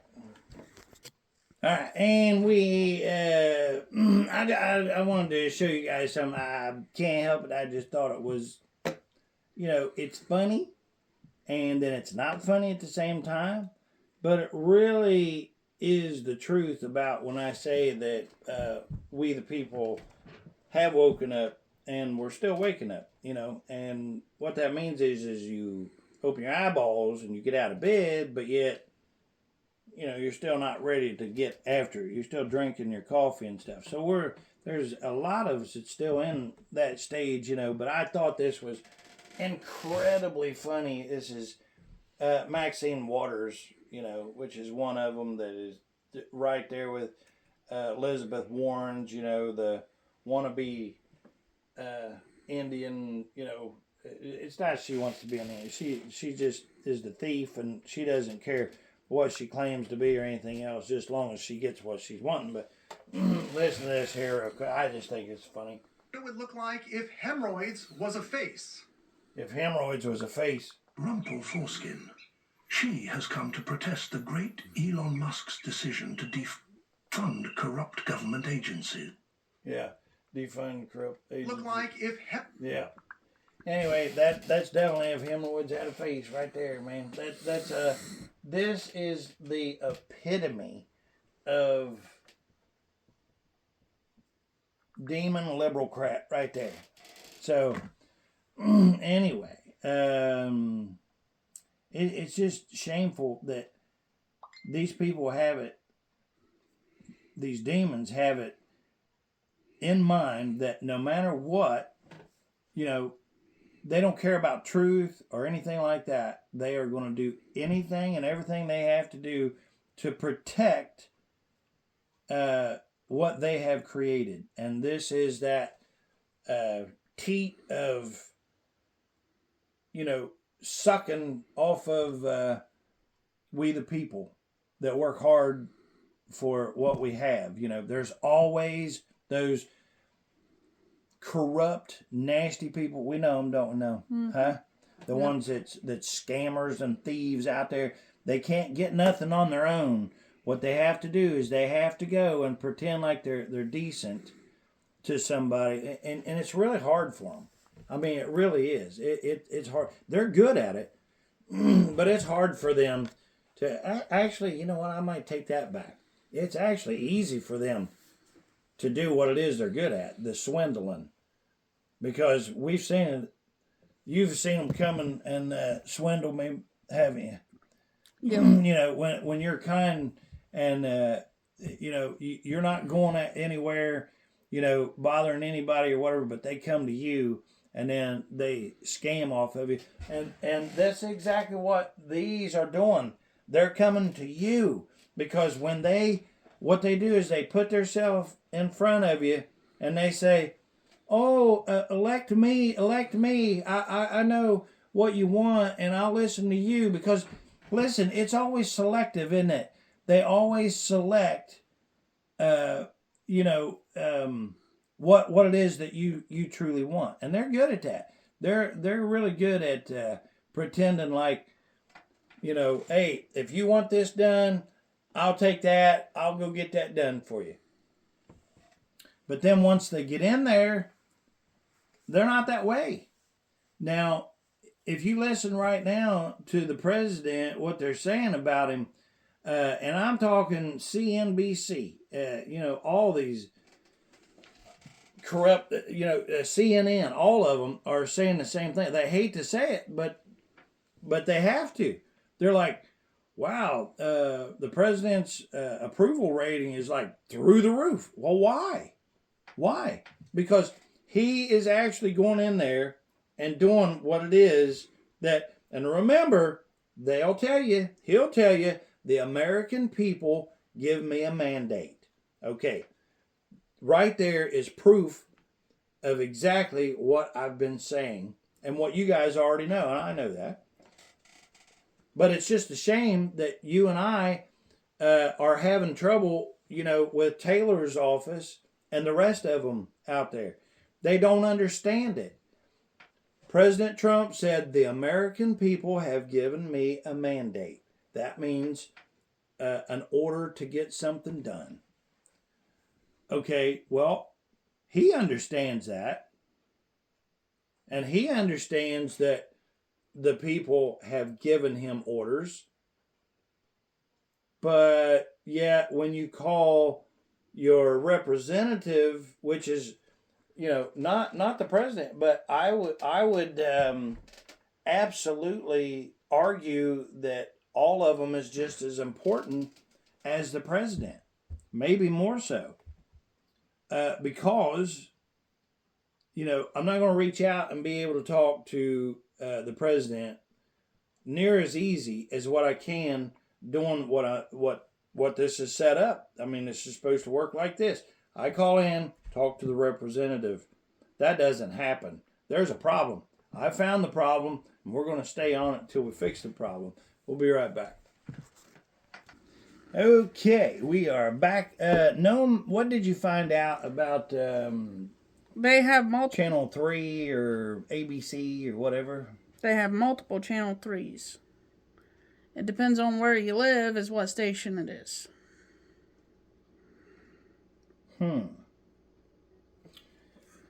Yeah, well, but this is actually why that I anytime I come across like a Channel 5 or Fox this or Fox 11 or whatever, I delete them, because what's happening is, like the president says, and we already know, the fake news and so on and so forth, CNN, all of them, their ratings went in the toilet is because we're getting our news from actual places like this right here. We've learned that, listening to each other is where the truth actually is, because you can't trust them crap.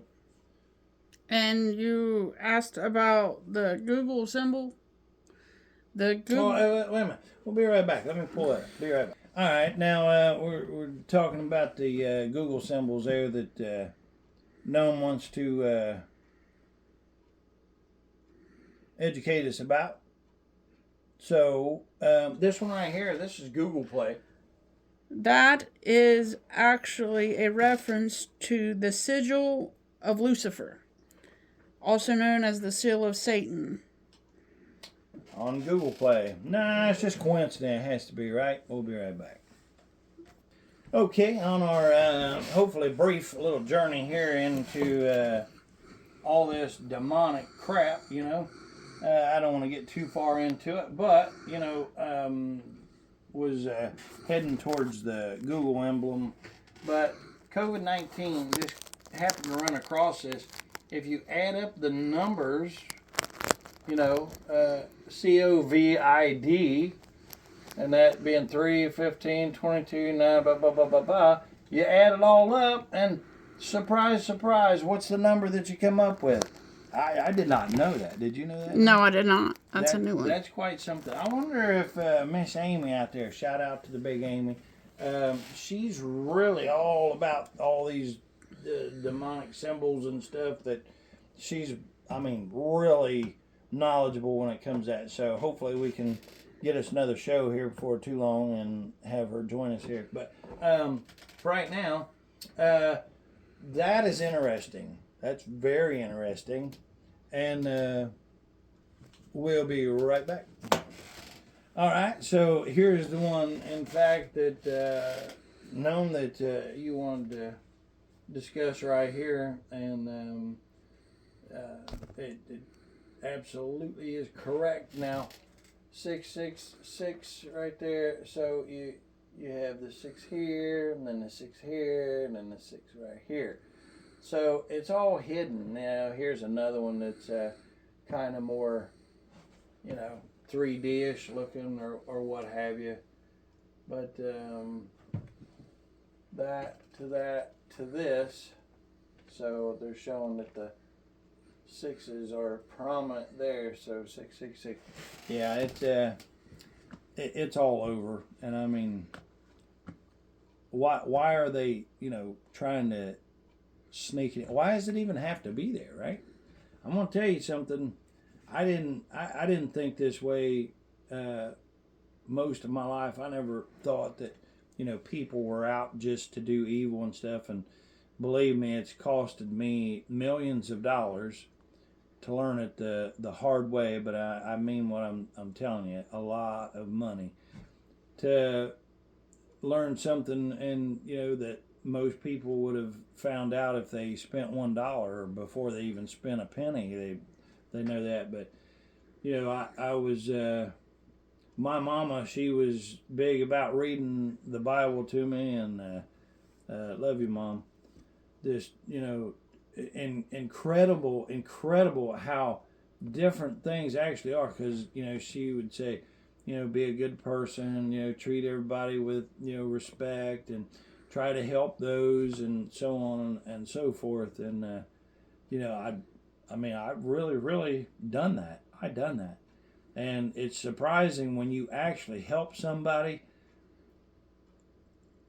I mean, it still is quite painful even today to realize with people that when after you help somebody, they will knife you in the back and they will cut your throat, and they won't even think about you again when they walk away with whatever it is they came to get from you. And that's a fact. We'll be right back. All right, real quick here, I thought we would just kind of get away from the demonic symbols and stuff, because they're all over the place, and we could get stuck talking about them. I mean, there's so many of them, and we will most certainly probably have a program or something, especially if we can get Amy on here. She's really good at all of them kind of symbols and stuff like that. Gnome's pretty good at that too, I know. But right now, let me show you what it is that we're getting away from, and why we need to get away from this. Well, listen for just a minute, and then we'll talk about it briefly. Here is Representative Maxine Dexter. I've been told I have 30 seconds, so I am going to tell you. Okay, she has 30 seconds to tell you something, and this is what she needs to tell you. That we do have to. I don't swear in public very well, but we have to Trump.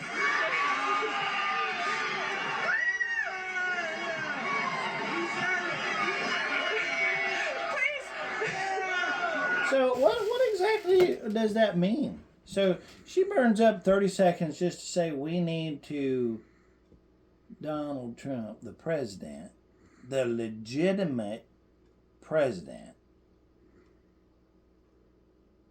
who swept the popular vote also, by the way. But we need to screw the president.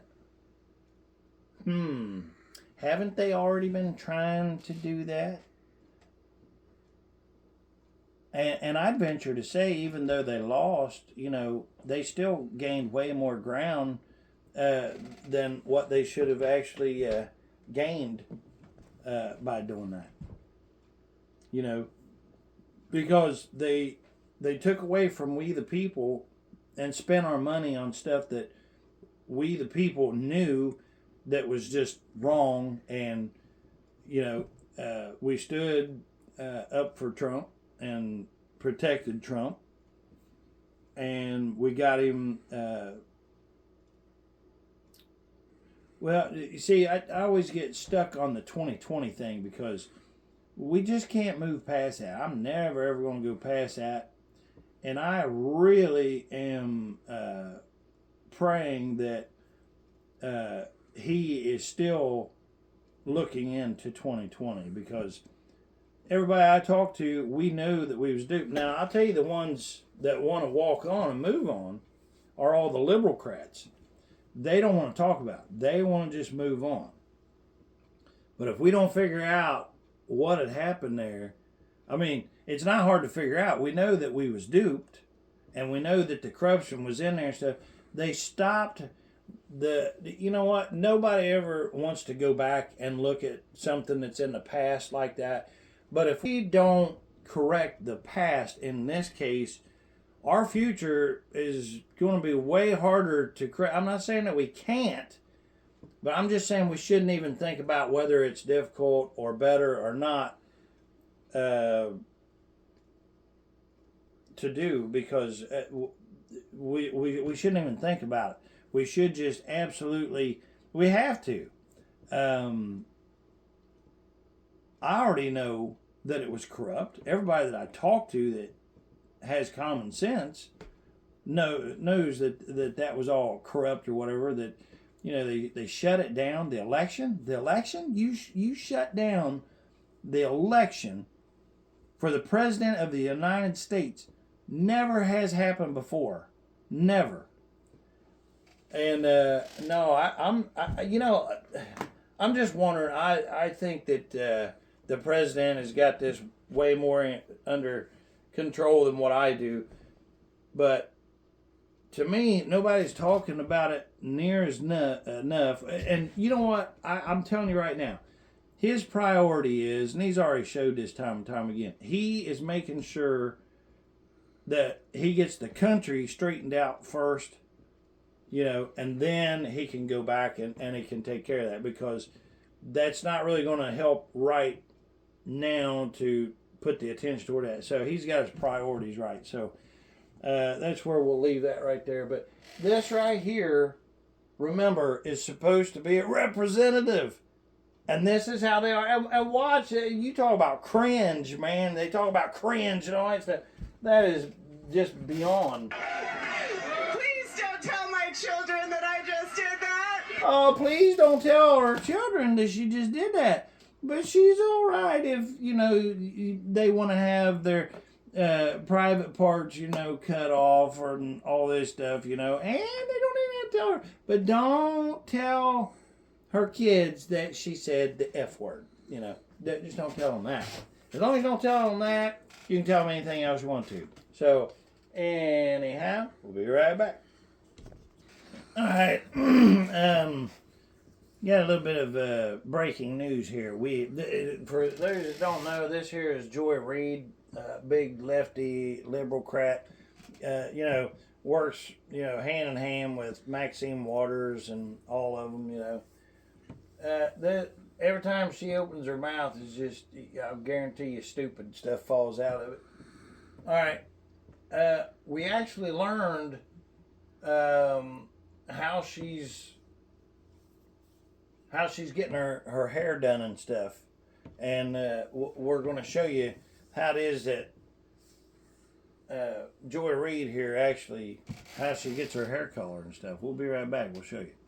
All right, we're going to show you. This here a little bit gross. Okay, it's a lot of bit gross, but I'm just showing you. Remember, this is how Joy Reid actually colors her hair. We found it. So Mundari tribe has been known to use cow urine as a traditional shampoo, which they believe helps to keep their hair strong and healthy. Additionally, the urine is believed to have a dyeing effect on the hair, which can give it a reddish-brown color. Put it down. all right. So anyway, that is how Joy Reid actually gets her hair color, and that's where she gets her hair done and stuff at. So we'll be right back. Alrighty, hey, this here just happened not so long ago, whatever, here on Forbes or whatever, and I thought that we would just take a look-see at a little bit of this here, because this goes hand in hand with the corruption that's going on, that's already happened, but this is why this is important that we take care of the mindsets of these representatives and stuff. They really don't have a good understanding. Well, they don't have a good understanding at all. They don't have the right understanding, I know that. Of, because, anyway, let's watch a little bit of this. Praise God. So thank you very much. We had a busy day today. The king just... What's the little guy's name there? Isn't it X, isn't it? Yeah. So here's Elon and his one of his sons. I think, how many has he got? Like 9 kids or something like that? I think it's 9. I think he's got 9 kids. Anyway, yeah, pretty incredible there. Elon, I don't think Elon could be happier, man. He's been wanting to do this, and thank goodness too, right? Think about that. There's all kinds of people out there that's, for me, I'm not one of those that could sit down at a desk all day and just look at numbers, like accountants do. But there are people, that's all they really want to do. And, if you're out and about and something happens to your car, you don't know much about, cars, or you just don't like working on them or something like that, but you build a house, whatever it is you do, you don't want to work on a car, and you absolutely can't stand maybe working on cars, but there are those people that absolutely, that's what they live for. They can tell you what size engine is in, what transmission will work with it, if you're going to swap it out, how everything works, and they love doing it. Which reminds me of somebody that stands out to me big time when talking about, a really, really good mechanic or whatever. Mechanics get such a bad rap, don't they? Because if they are an actual mechanic, I'm not talking about parts changers, I'm talking about a mechanic, somebody that instead of just saying, well, that carburetor's bad, let me pull that off and put a new one on there, that's a parts changer.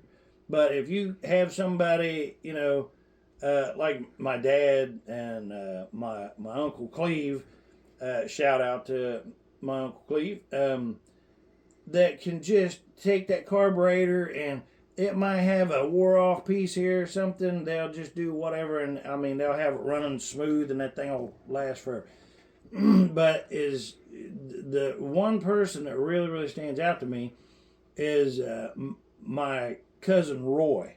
So shout out to Mr. Roy there, who's helped me several times on mechanicing and stuff like that. He's just amazing and a great guy too. Him and his family. So anyway, he just understands. He knows more. He's forgotten more than most people will ever know about it or whatever. But he still goes to Dad to figure out some things, I'm sure of that. But anyhow, he just likes mechanicking. So who do you want working and fixing your car? You know, somebody that is just there, they don't like it, they don't want to do that, they're just there to get money or something. Or do you want somebody in there doing your accounting that really likes money, or numbers rather? They like money. Thank goodness for that. But they just really like numbers. They like, you know, adding stuff up and then working out the system or whatever.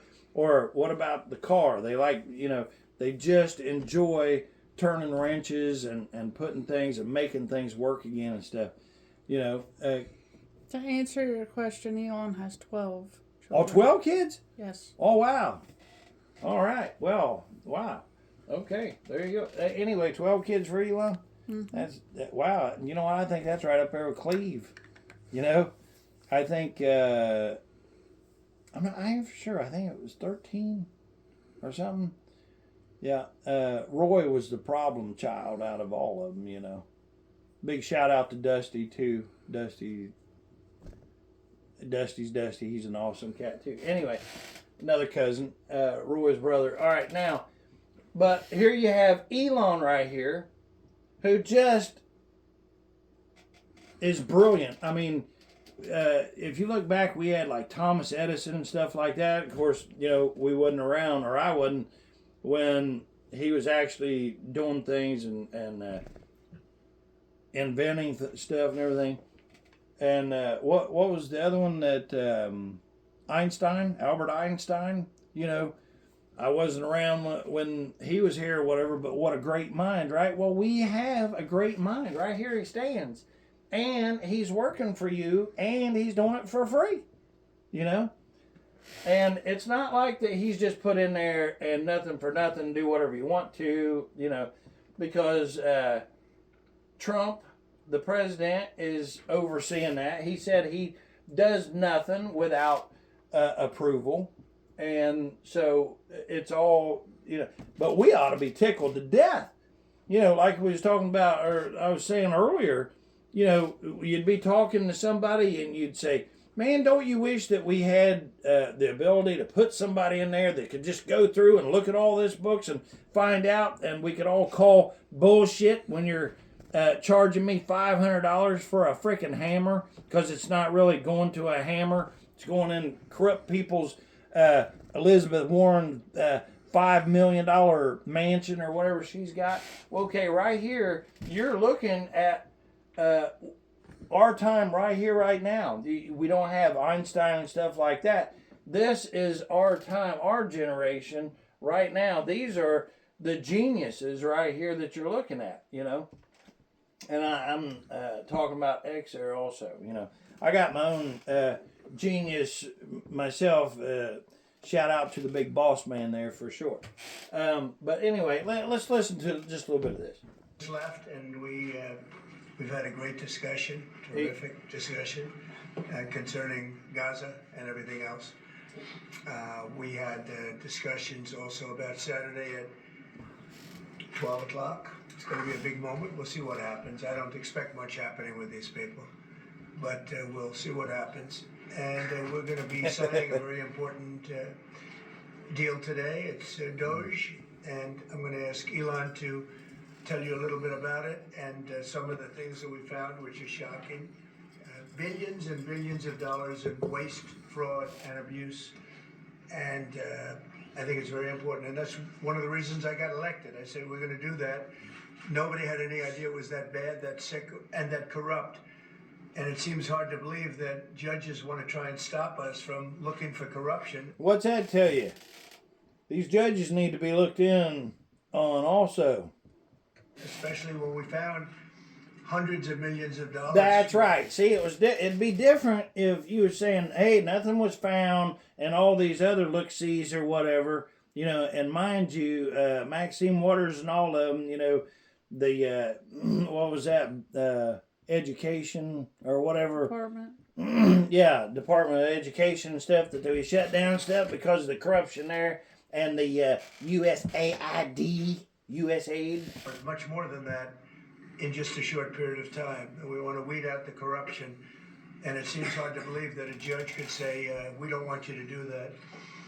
Well, so maybe we have to look at the judges, because that's a very serious. I think it's a very serious violation. Okay, if they're looking at those judges, also we need to be looking at these representatives that's claiming to be representatives, right? I'll ask Elon Musk to say a few words, and we'll take some questions. Elon, go ahead. Sure. So the at a high level, you say, what is the goal of Doge, and I think a significant part of this the presidency is to restore democracy. This may seem like, well, are we in a democracy? Well, if you don't have a feedback loop, FX, we would have to, if you sorry, tell you gravitas can be difficult sometimes.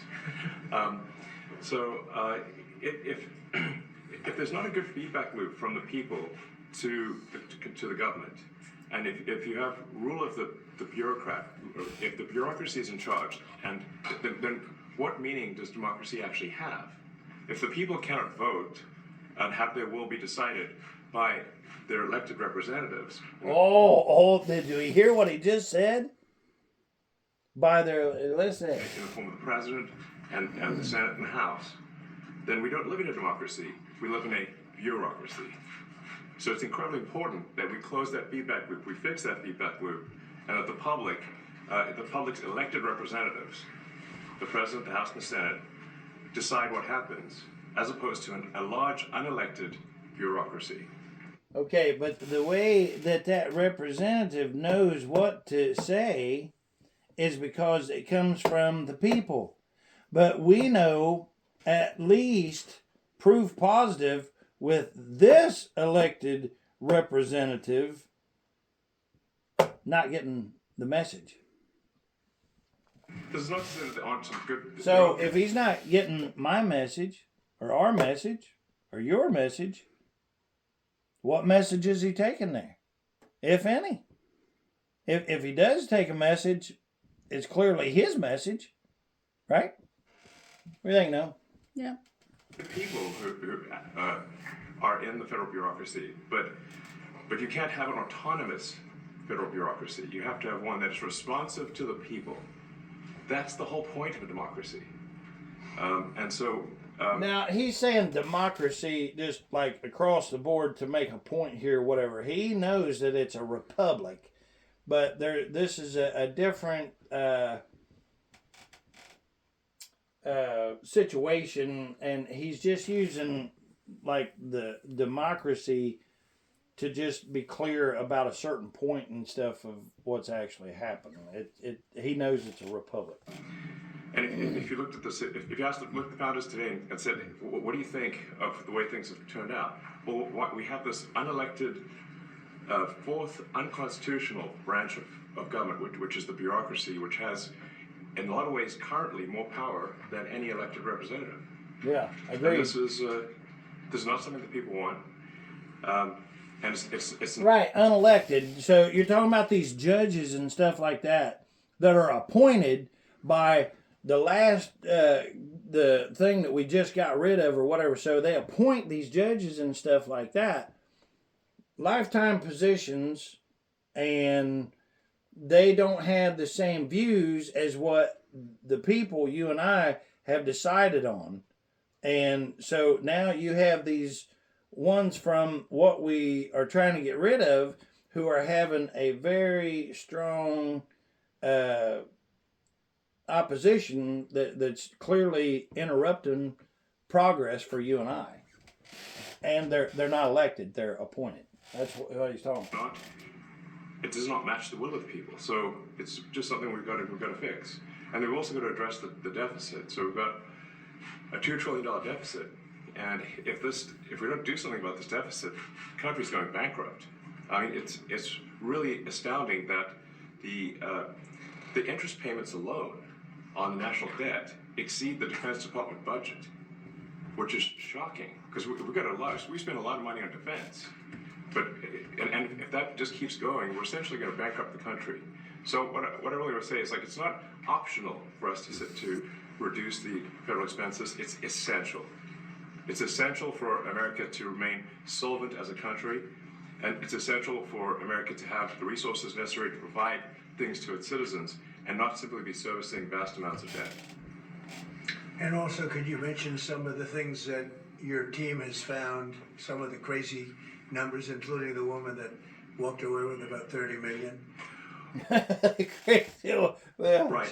Well, we do find it sort of rather odd that there are quite a few people in the bureaucracy who have ostensibly a salary of a few $100,000, but somehow manage to accrue tens of millions of dollars in net worth. But Elizabeth Warren's, for one. Nancy Pelosi, big one, huge one. What is it? She's supposed to be 300 million or something. How many millions is Nancy Pelosi? And that's just what we can find out. I'll guarantee you, she's got offshore accounts and everything else. It's, it's one of the reasons why that I like crypto is because it really does have some useful elements to it for sure, man. I can't wait till they get all of their regulations and stuff figured out. We'll watch a little bit more of this here while you're... Did you find it?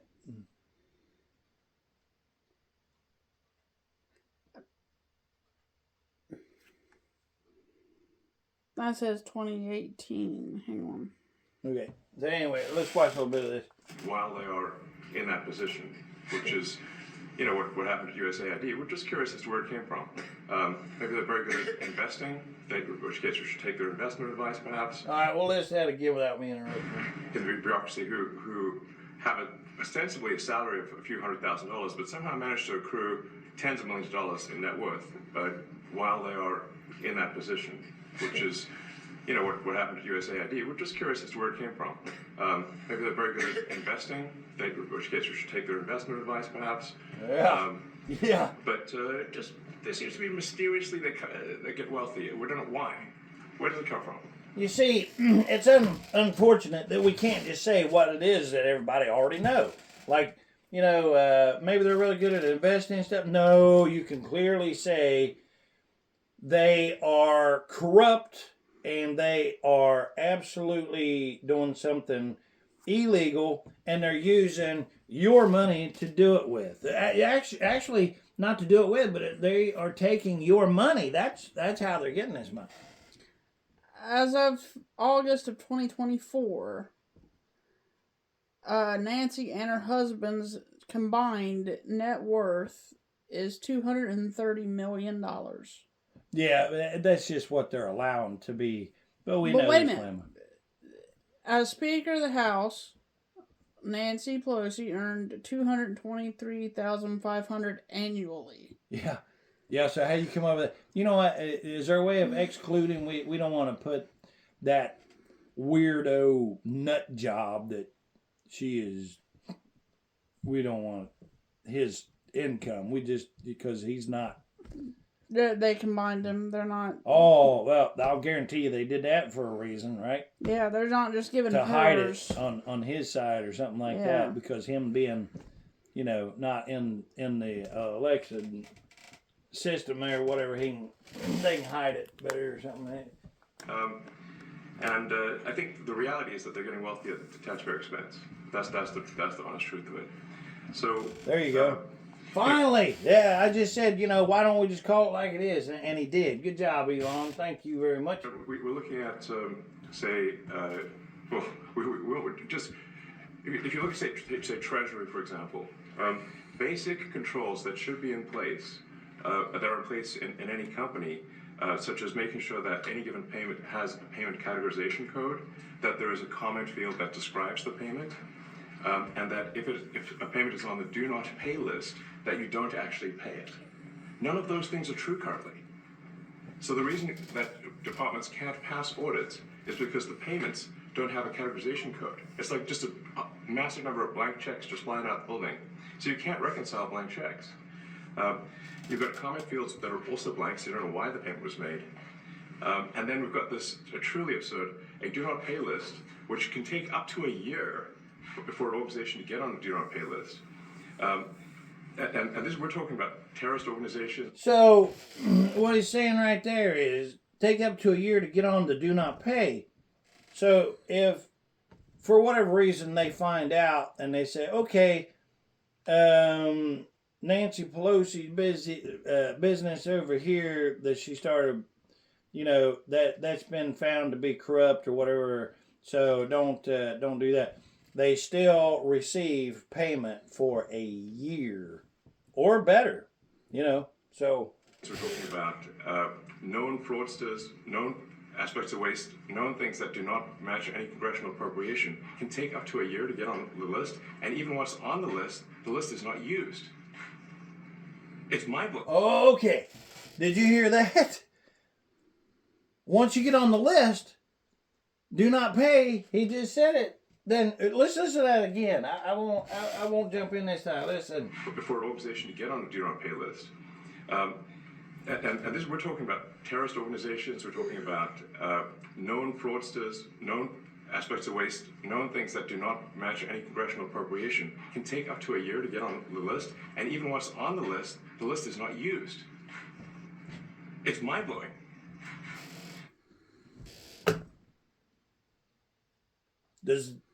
You know what? He nailed it, Elon, when he said that's mind-blowing. I mean, okay, when like right now, if you're trying to reason this out because it makes no sense whatsoever,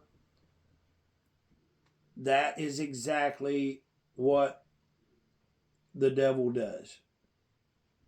It makes no sense if you try to put sense applied to it. But only when you start realizing that the evilness is out there. And evilness are these people, the same ones that has stolen from me, this is your government. And I talked about 2020, that it's very important that we go back and not go back, but we keep that right here with us and we get that sorted out or whatever, because these are the corrupt individuals that are so evil that they don't care whether or not you really truly make it or you survive, or if your kids are good or not, or your future or whatever. And don't pay attention, I'm telling you. Don't pay attention to this. Walk on by. I don't know how many times I'd be having a conversation with somebody. They would be telling me about something mind-blowing also that happened right, close to them or whatever. And people would just walk right on by and they would act like they didn't even hear it. And you know that they did because they were standing right there and they won't say a word. Well, it's time that if you hear something to say something. Whistleblowers are incredible patriots, thanks to all the whistleblowers out there and everything. Just saying whistleblower, it sounds sort of like a snitch or something like that, but that's not snitching. When you blow a whistle, that means that, hey, you saw a foul or something wrong and you're bringing attention to it. So hats off to all the whistleblowers out there. But you cannot put common sense with what he is saying that they are doing, because common sense comes from the Lord above, that you apply something that is thoughts and morals and stuff like that. You can't do that. You just have to think and know that those are evil demons that are just out to take from you no matter what. And here's the thing. Think about this. Do you think that they really need $200 million, Nancy Pelosi and her whatever that she's with or whatever? Does she really need $200 million? And what is she doing with it? What does she do with that? Well, it doesn't matter even if we would know what she's doing with it, because that's not her money. And this is why I say once we find out fraud and abuse and stuff like that, we need to go and find out about what what they've actually accumulated and get that back so that we can put it back into our to go to the national debt. But heaven forbid that we would put it towards something to like restructure our infrastructure or something like that to make it better, right? Let's listen a little bit more here. Wow. So what he just said was that it takes a year to, even get put on the list. And then when you're put on the list, they do not even use the list for not paying. What? So what we're talking here, we're really just talking about adding common sense controls that should be present, that haven't been present. So they say, like, well, how could such a thing arise? That seems crazy.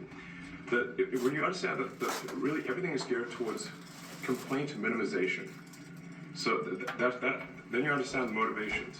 So if people receive money, they don't complain, obviously. But if people don't receive money, they do complain. And the fraudsters complain the loudest and the fastest.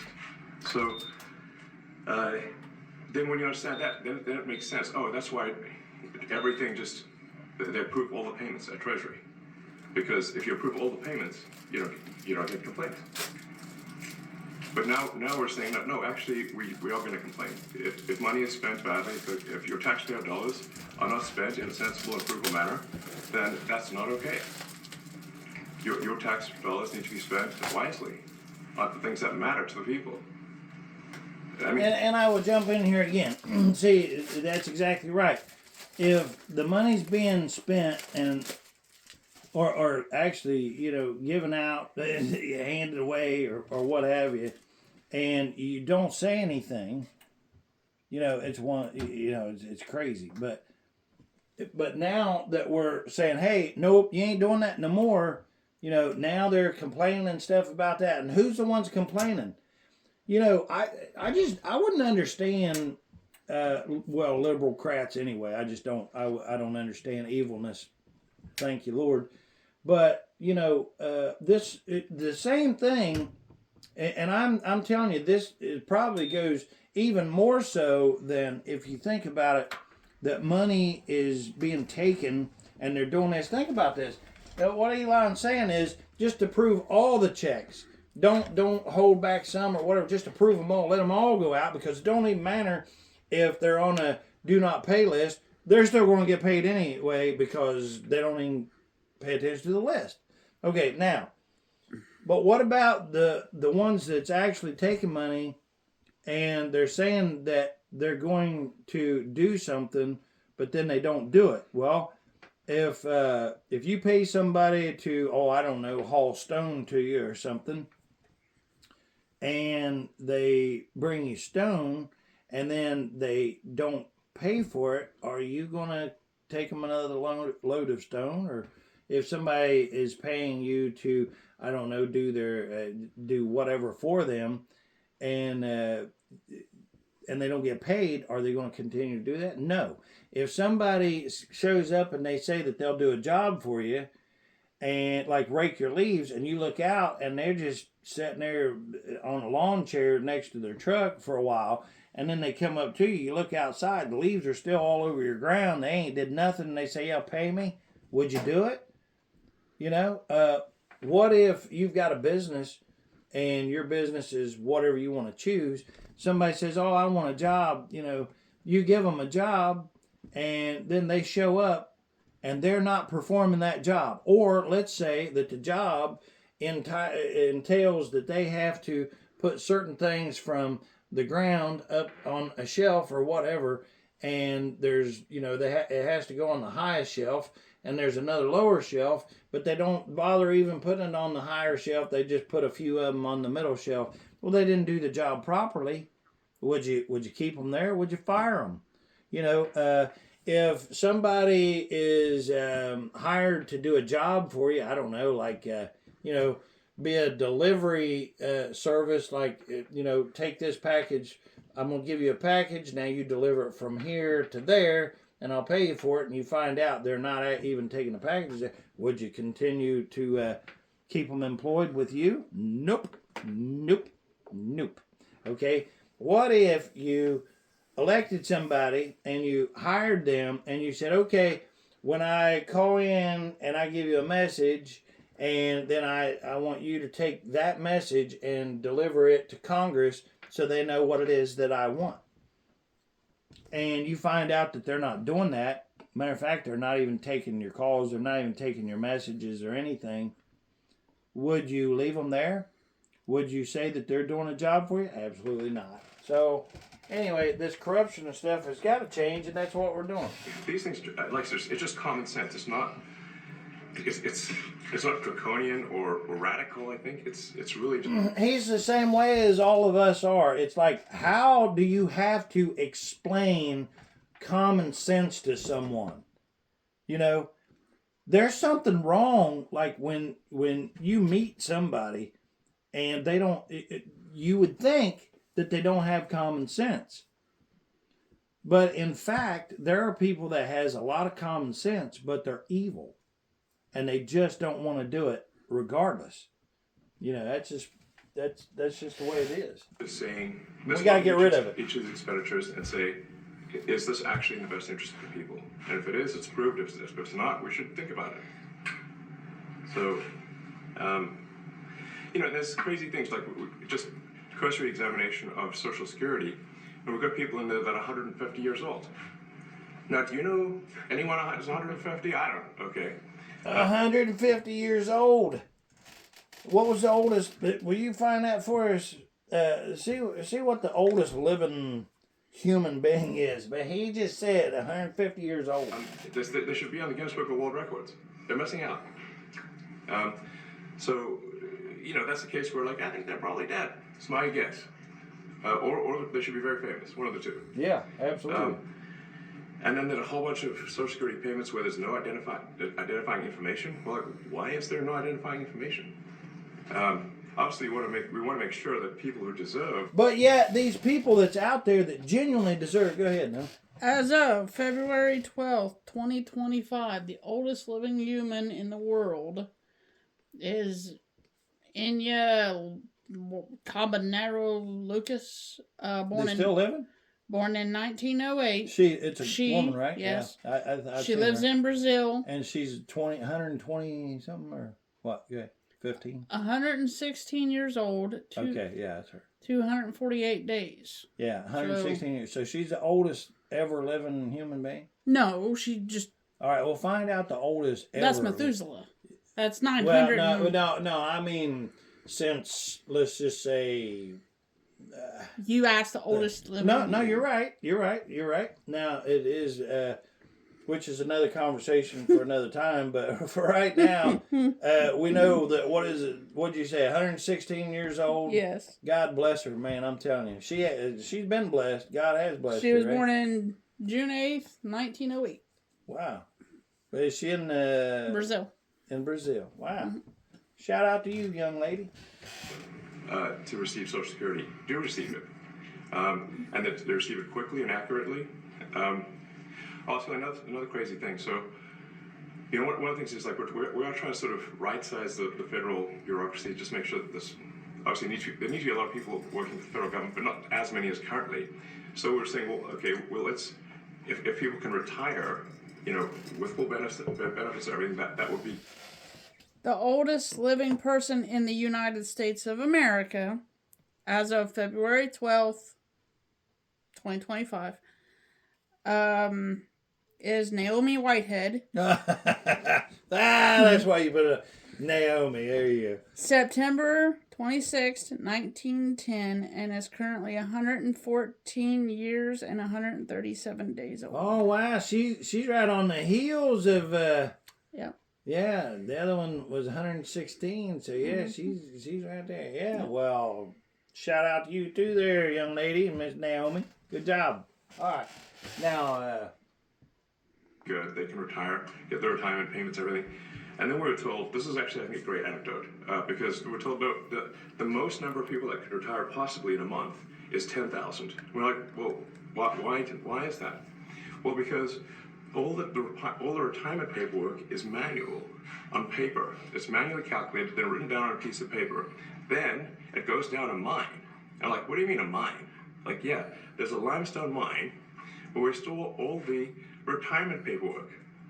that look, and you look at a picture of this mine. We'll post some pictures afterwards.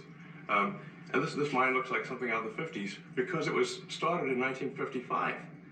So it looks like it's like a time warp.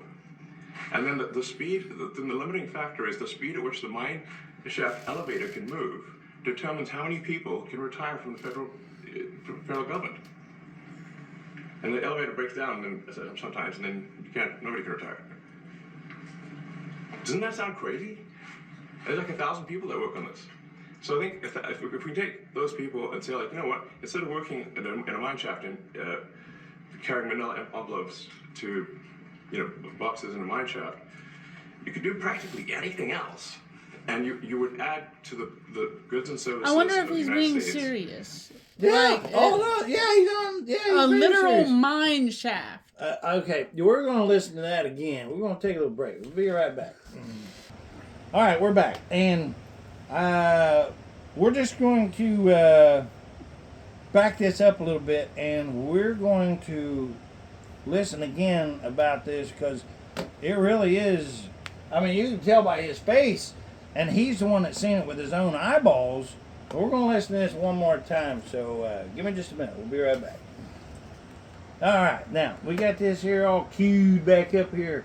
We're gonna watch this and we're gonna listen to this again because I don't know about you guys, but what?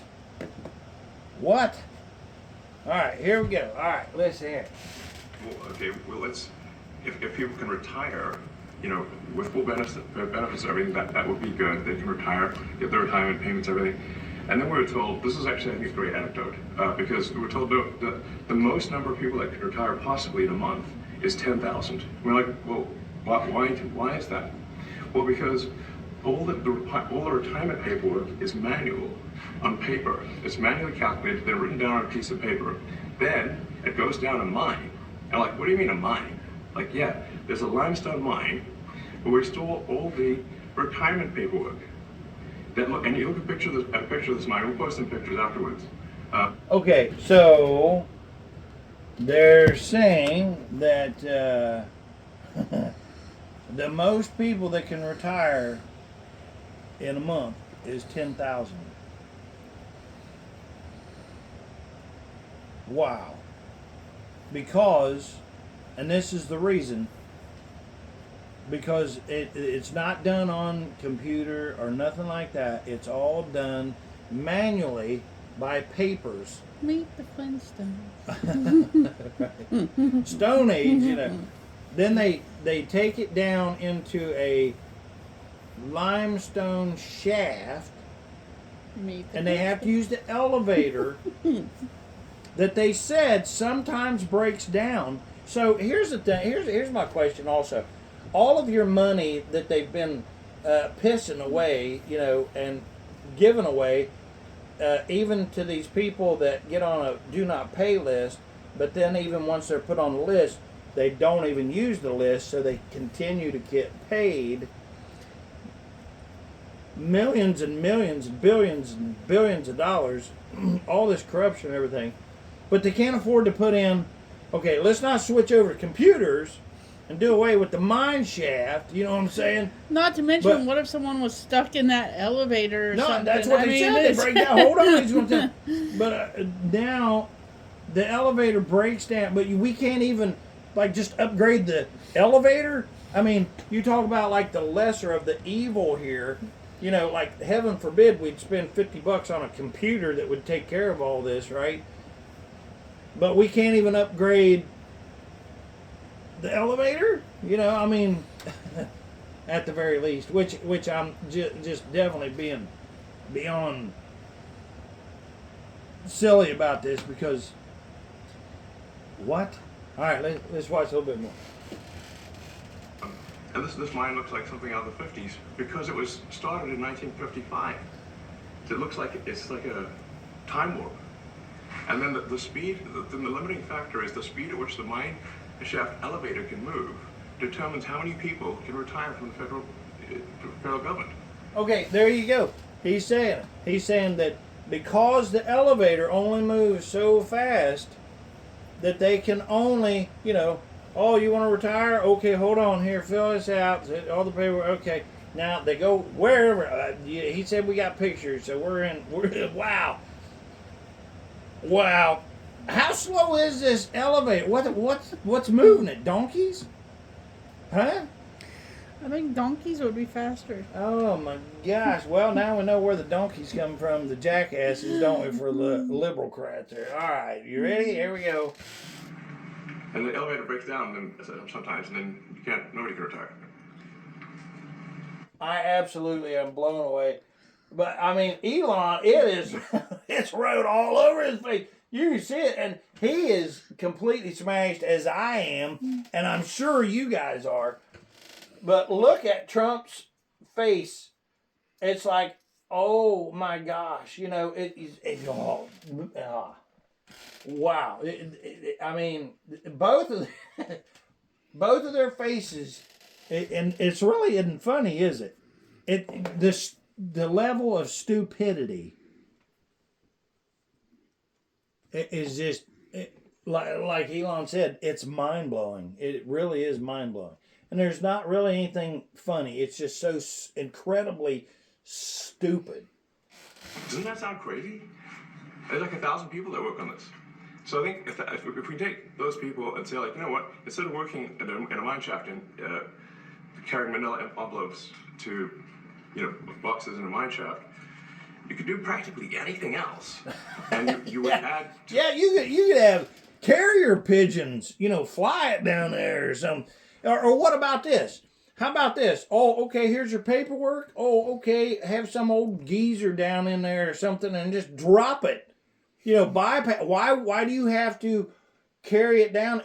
Or you remember the rope system where you put it on the box, the box and then you just lower it down like that? It would be faster than 10.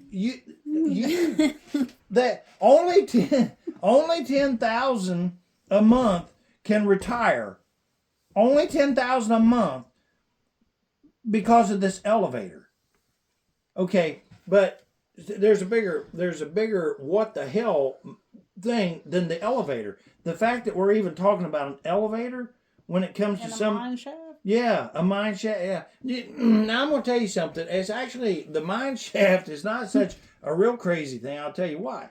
They actually have salt mines and stuff where people go down for breathing treatments and stuff. They're doing that right now. Well, that's one thing, but this is just for paperwork. Well, it's for people retiring.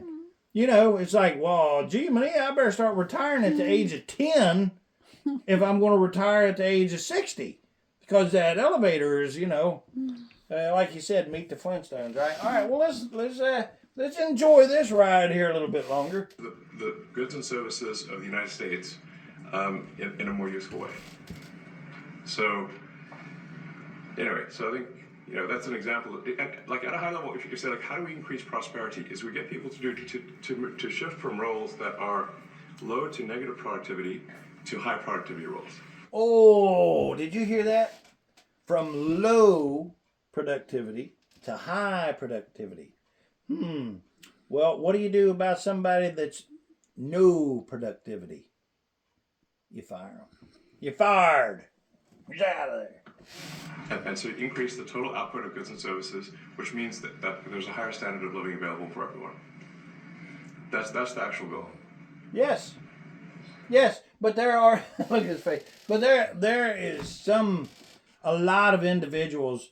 It doesn't matter. What you do for them. I mean, you could give them like the very best of everything, and they'll piss it away. They'll treat it like it's trash. You can try to help people, loan them your cars, and then they'll go out and they'll romp and stomp it, and everything. And you can tell them to take it easy on my car, and yeah, you can take it wherever you want to. It's got gas in it. Here you go. And then you find out, later on that all they did is every time they come to a stop sign, stomped it to the floor and, all kinds of, just treated it like, even if you give somebody the best of something, and then you drive by and you see that it's left out in their yard or something just to go to rack and ruin, or,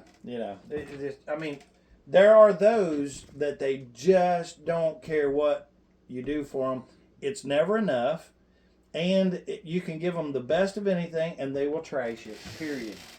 Everyone's very quiet, brother. Your detractors, Mr. Musk. What? Including a lot of Democrats. I have detractors? You do, sir. I don't believe it. Say that you're orchestrating a hostile takeover of government and doing it in a non-transparent way. What's your response to that criticism? He's doing it in a non-transparent way. Let's think about this. Here's the president of these here United States, the most powerful man alive, the commander-in-chief right here, who told him to do what it is that he's doing. And somehow he's corrupt and he's doing that not the right way. The man standing in our Oval Office, you know, that's our electricity and everything that we're providing there for this man to be doing what it is that we want done. And who's the ones that's whining and pissing and moaning? The liberalcrats, the demons. The demons are always, what is that? Banshees, like how they squeal and whine and all that stuff, you know? Yeah, that's what I hear is a bunch of banshees. What do you think? Yeah. Well, first of all, you couldn't ask for a stronger mandate from the public. That's right. The public voted. We have a majority of the public voting for President Trump. We won the House. We won the Senate. The people voted for major government reform. There should be no doubt about that. That was on the campaign. The president spoke about that at every rally. The people voted for major government reform. That's and what we want. They're going to get. They're Yes. going to get what they voted for. Yes, that's right. And a lot of times, people that don't get what they voted for, but in this presidency, they are going to get what they voted for. And that's what democracy is all about. Mr. Musk, the White House says that you will identify and excuse yourself from any conflicts of interest that you may have. Does that mean that you are, in effect, policing yourself? You know what? Hey, who out there thinks that Trump's doing what he said that he would do? Who out there is glad that Trump is doing what he's doing? Who out there is happy as all get out with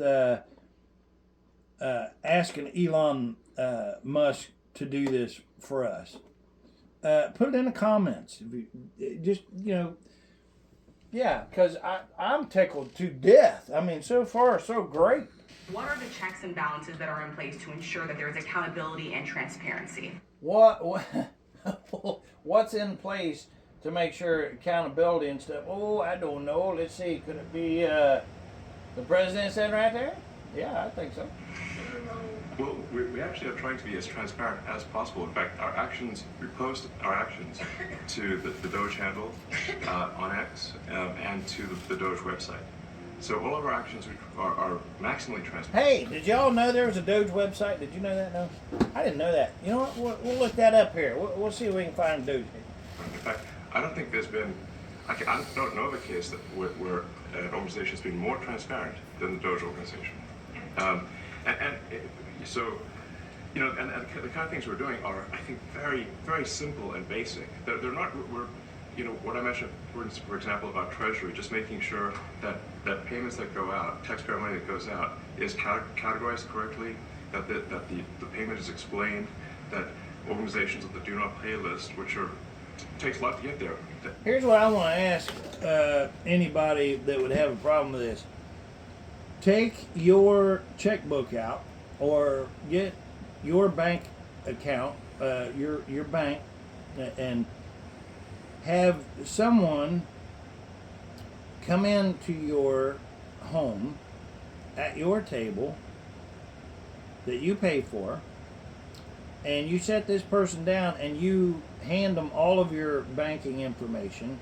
You let them know how much is coming in and how much is going out, and I don't know, isn't this sort of what an accountant does or whatever? Absolutely, right? Now, your accountant tells you, hey, did you know that there's some checks flying out of your income here that I have no idea where it's going to? Did you know that it's just being pulled and somebody's getting it. What do you say about that? Do you just say, "Oh, that's fine. Yeah, that's fine. No big deal. Just that's all right. Just go ahead." Now, if there's somebody and it's flying out like that, and they say that it's no big deal, you need to be looking. If you're the accountant, you should be looking at like, why are you telling me this is fine if all this money? Because we know there's corruption there, right? Nobody is against what's happening here unless you're the one that's got your hand in all this mess and you're receiving our money. Actually are not paid, which currently they are paid. These are not individual judgment decisions. These are about simply having sensible checks and balances in the system itself to ensure that taxpayer money is spent well. So it's got nothing to do with, like, say, a contract with some company of mine at all. But if there is a conflict of interest when it comes to you yourself, for instance, you've received billions of dollars in federal contracts when it comes to the Pentagon, for instance, which the president I know has directed you to look into. Yeah. Are you policing yourself in that? Is there any sort of accountability check and balance in place that would provide any transparency for the American people? Well, all of our actions are fully public. So if you see anything, you say, like, wait a second, hey, that seems like maybe that's, there's a conflict there. It's not like people are going to be shy about saying that. They'll say it immediately. Including you yourself. Yes, but transparency is what builds trust, not simply somebody asserting trust. So not somebody. Now, do you hear that? Transparency develops trust. That's right. Saying they're trustworthy, but transparency, so you can see everything that's going on, and then you can see, am I doing something? See everything that's going on. Everything that's going on. Thing that benefits one of my companies or not. It's totally obvious.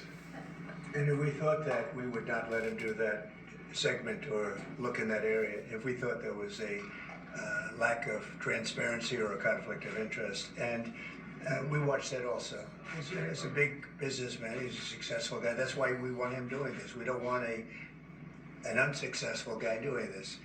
Now, one thing also that Elon hasn't really mentioned are the groups of people that are getting some of these payments. They're ridiculous.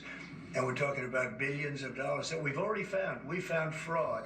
See, that's right. Like what Trump, Mr. President, they're saying.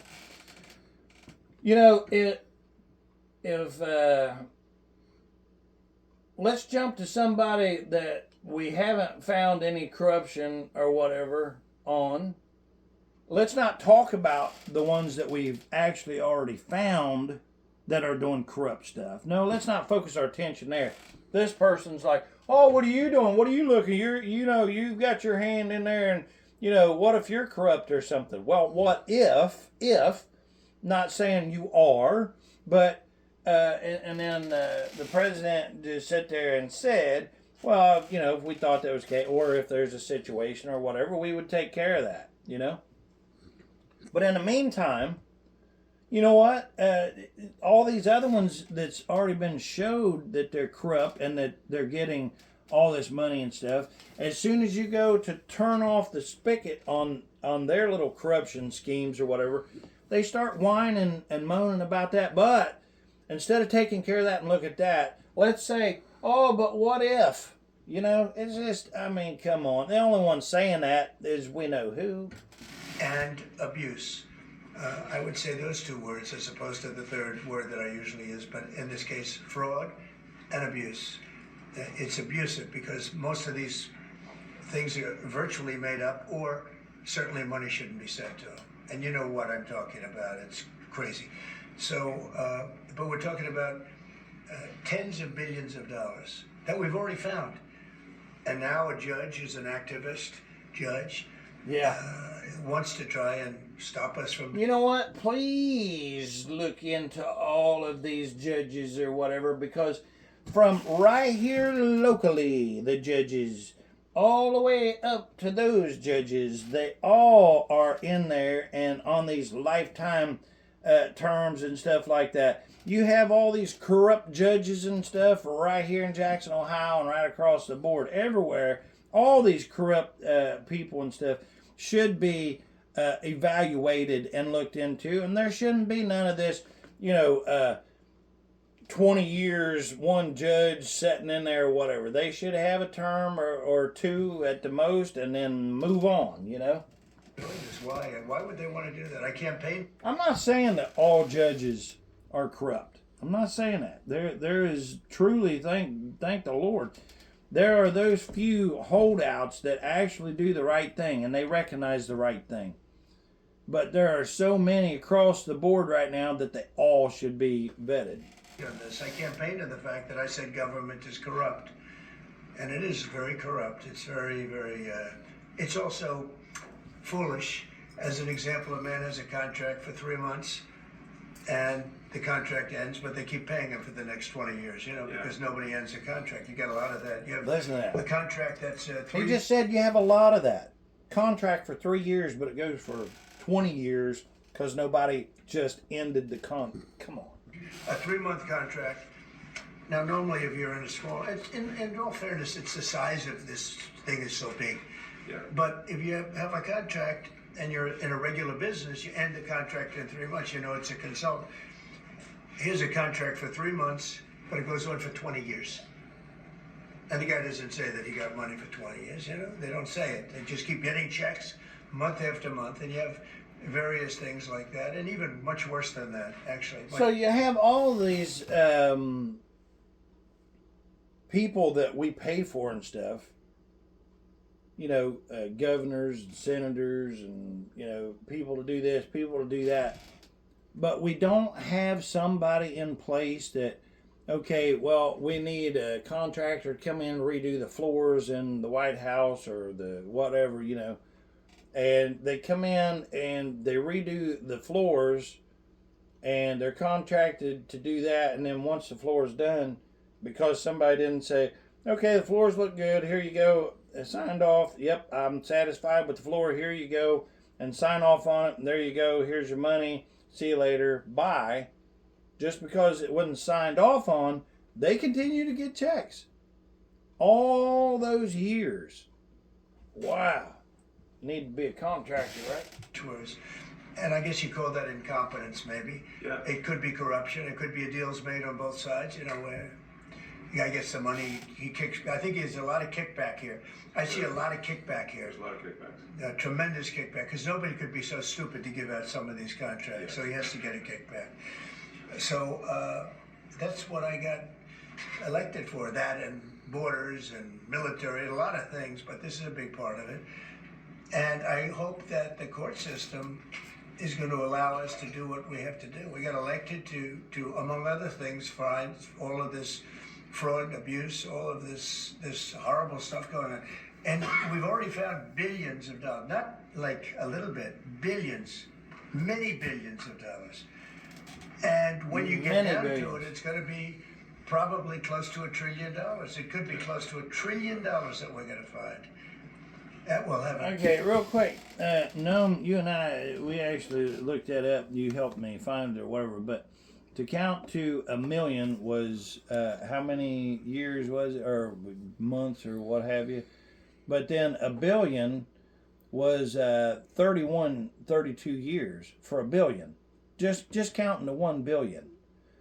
Okay, but then for $1 trillion, it took, what was it, 32 years or something like that? No, it was longer than that. Hang on just 1 second, I'll tell you. Well, yeah, I mean, the point of it is, when you're talking about this kind of money that's been wasted and squandered, that we just said, and you know why it happens? I'm going to tell you why it happens.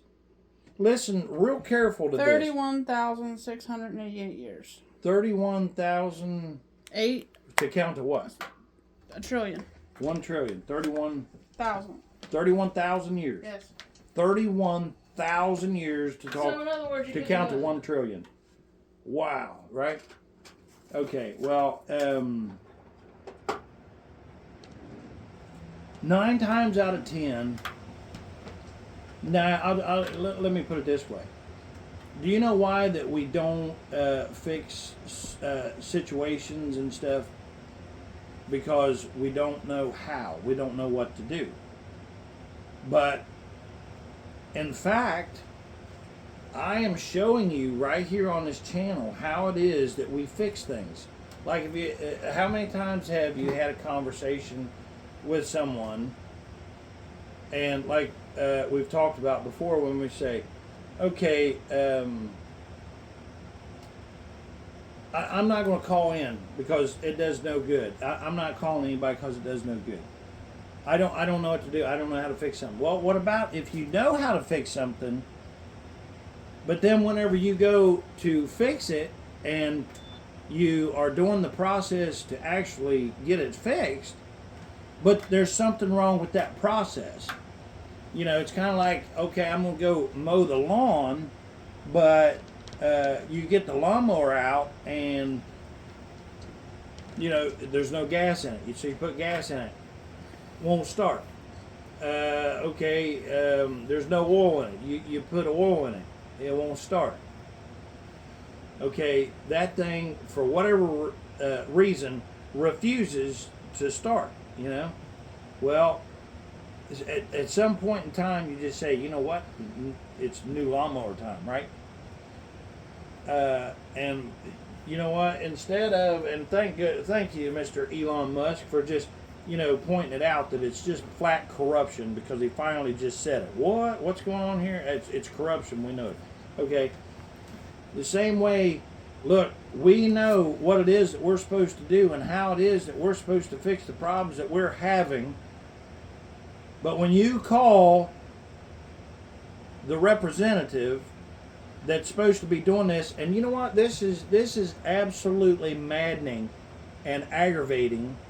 It straight out pisses me off that to find out that when I'm calling in to the representative to get things accomplished, that this is set up by the person that was elected to do the job, to cut the grass, the weeds, set this up in such a way that it's blocking me from being able to get my message across. So it's interference. This is corruption at its finest. And if I don't think it's hard to see just how corrupt that actually is, especially whenever you see all this stuff that's going on and stuff. But because we don't see it with our own eyes, like Elon and like the president is seeing, you know, we feel like, well, what can we do, right? And for good reason. You know, all of you out there that has told me in the past that, well, why even bother calling in? Man, I'm understanding why it can be like that. But what that means is we're going to have to, instead of, if I can't go here and get the person that's supposed to do it, well, then we're going to go around that. And we're going to talk to somebody. Even if it takes talking to that man right there, we've got to get this fixed, or we'll wind up in the same exact places as what we were trying to get out of. Quite an impact on the budget. And you'll go to a judge where they handpick a judge, and he has certain leanings. I'm not knocking anybody for that, but he has certain leanings, and he wants us to stop looking. How do you stop looking? I mean, we've already found it. We have a case in New York where a hotel has paid $59 million. $59 million because of... Oh, listen to this. They paid after he said stop the payments, and they went ahead and paid for these people to stay at the, what was that, the big fancy hotel, motel, or whatever it is? Because it's housing migrants, illegal migrants. Aliens. All illegal, I believe. And they were being paid twice the normal room rate at 100% occupancy. Unbelievable. So it's a racket. Who would do that? Who would do that? What if your... Because this actually is your money. But the checkbook that you have in your pocket or your debit card or whatever, let me have that, and I'm going to go out and... I don't even want to say that because I don't even like that. But somebody comes to you that's not even supposed to be here or in your home or whatever, and they take your debit card And then they go out, and for people that's not even supposed to be in the country, and not only do they rent them a room that costs, I don't know, probably, $800 a night or whatever, and they say, just charge double, $1,600, for it. You wouldn't do that, right? So why are we doing it? Thank you, Mr. Elon. Thank you, Trump. Thank you, Mr. President. If I may sort of just going for the president's comments, at a high level, you say, well, what are the two ingredients that are really necessary in order to cut the budget deficit in half from 2 trillion to 1 trillion? And it's really two things: competence and caring. And if you add competence and caring, you'll cut the budget deficit in half. Yeah. And I fully expect to be scrutinized and get a daily proctology exam, basically. Might as well just camp out there. So it's not like I think I can get away with something. I'll be scrutinized nonstop. But with support of the president, we can cut the budget deficit in half from 2 trillion to 1, and then with deregulation, because there's a lot of sort of regulations that don't ultimately serve the public good. We need to free the builders of America to build. And if we do that, that means I think we can get the economic growth to be maybe 3-4%, maybe 5%. And that means if you can get $1 trillion of economic growth, and you can cut the Don't do it! By Don't do it! Between now and next year, there is no inflation. There's no inflation in 26. And if the government is not borrowing as much, it means that interest costs decline. So everyone's the mortgage, their car payment, their credit card bills, anything, their student debt, the monthly payments drop. That's a fantastic scenario for the average American. I mean, imagine they're going down the grocery aisle and the prices from one year to the next are the same, and their mortgage, all their debt payments dropped. How great is that for the average American? We had no That's what we're idea. aiming for. We had no idea we were going to find this much, and it's open. It's not like complicated. It's not simple stuff. complicated. It's It's like a lot of work. Yeah. you can't believe it. A lot of work, a lot of smart people involved. Very, very smart people. But you're talking about anywhere maybe $500 billion. It's crazy the kind of numbers you're It's really talking crazy. about. Normally when you're looking at something, you'll find you're looking for 1 out of 100. Here, you're almost reversing it. You look for one that's good. Yeah. And you can look at the title and you say, why are we doing this? Why are we doing that? And the public gets it. The public gets it. You've seen the polls. The public is saying, why are we paying all this money? This is for years. Yeah, the public. He's talking about you right there. He knows we see this. This has gone on. This is the most Senator. Yeah, go ahead. Wait, go ahead. Senator Rand Paul today said that DOGE cuts will ultimately need a vote in Congress. Do you agree with that? Is that the I plan? really don't know. I know this. We're finding tremendous fraud and tremendous abuse. If I need a vote of Congress to find fraud and abuse, it's fine with me. I think we'll get the vote, although there'll be some people that wouldn't vote. And how could a judge want to hold us back from finding all of this fraud? Yeah, because it's not a judge. It is another corrupt plant in there, put in. And finding all of this incompetence. Why would that happen? Why would even Congress want to do that? Now, Congress, if we do need a vote, I think we'd get a very easy vote because we have a track record now. We've already found billions of dollars. I think, for me, what's worse than the ones that clearly are taking from you and I, the corruption of a politician that goes in there and sets this stuff up to where they know that they're getting, it's not corrupt money, because the money is not corrupt, because that's your and I's money. The corruption is on their part by how they are taking the money. And but what I just can't understand as I see these blue, green, red-haired individuals that looks like they just rolled out of bed, and they've got like markings all over them and stuff. They don't care. It looks like they're wearing their pajamas that they cut up and stuff. I don't know. but they're clearly not receiving the big money. But yet these lemmings,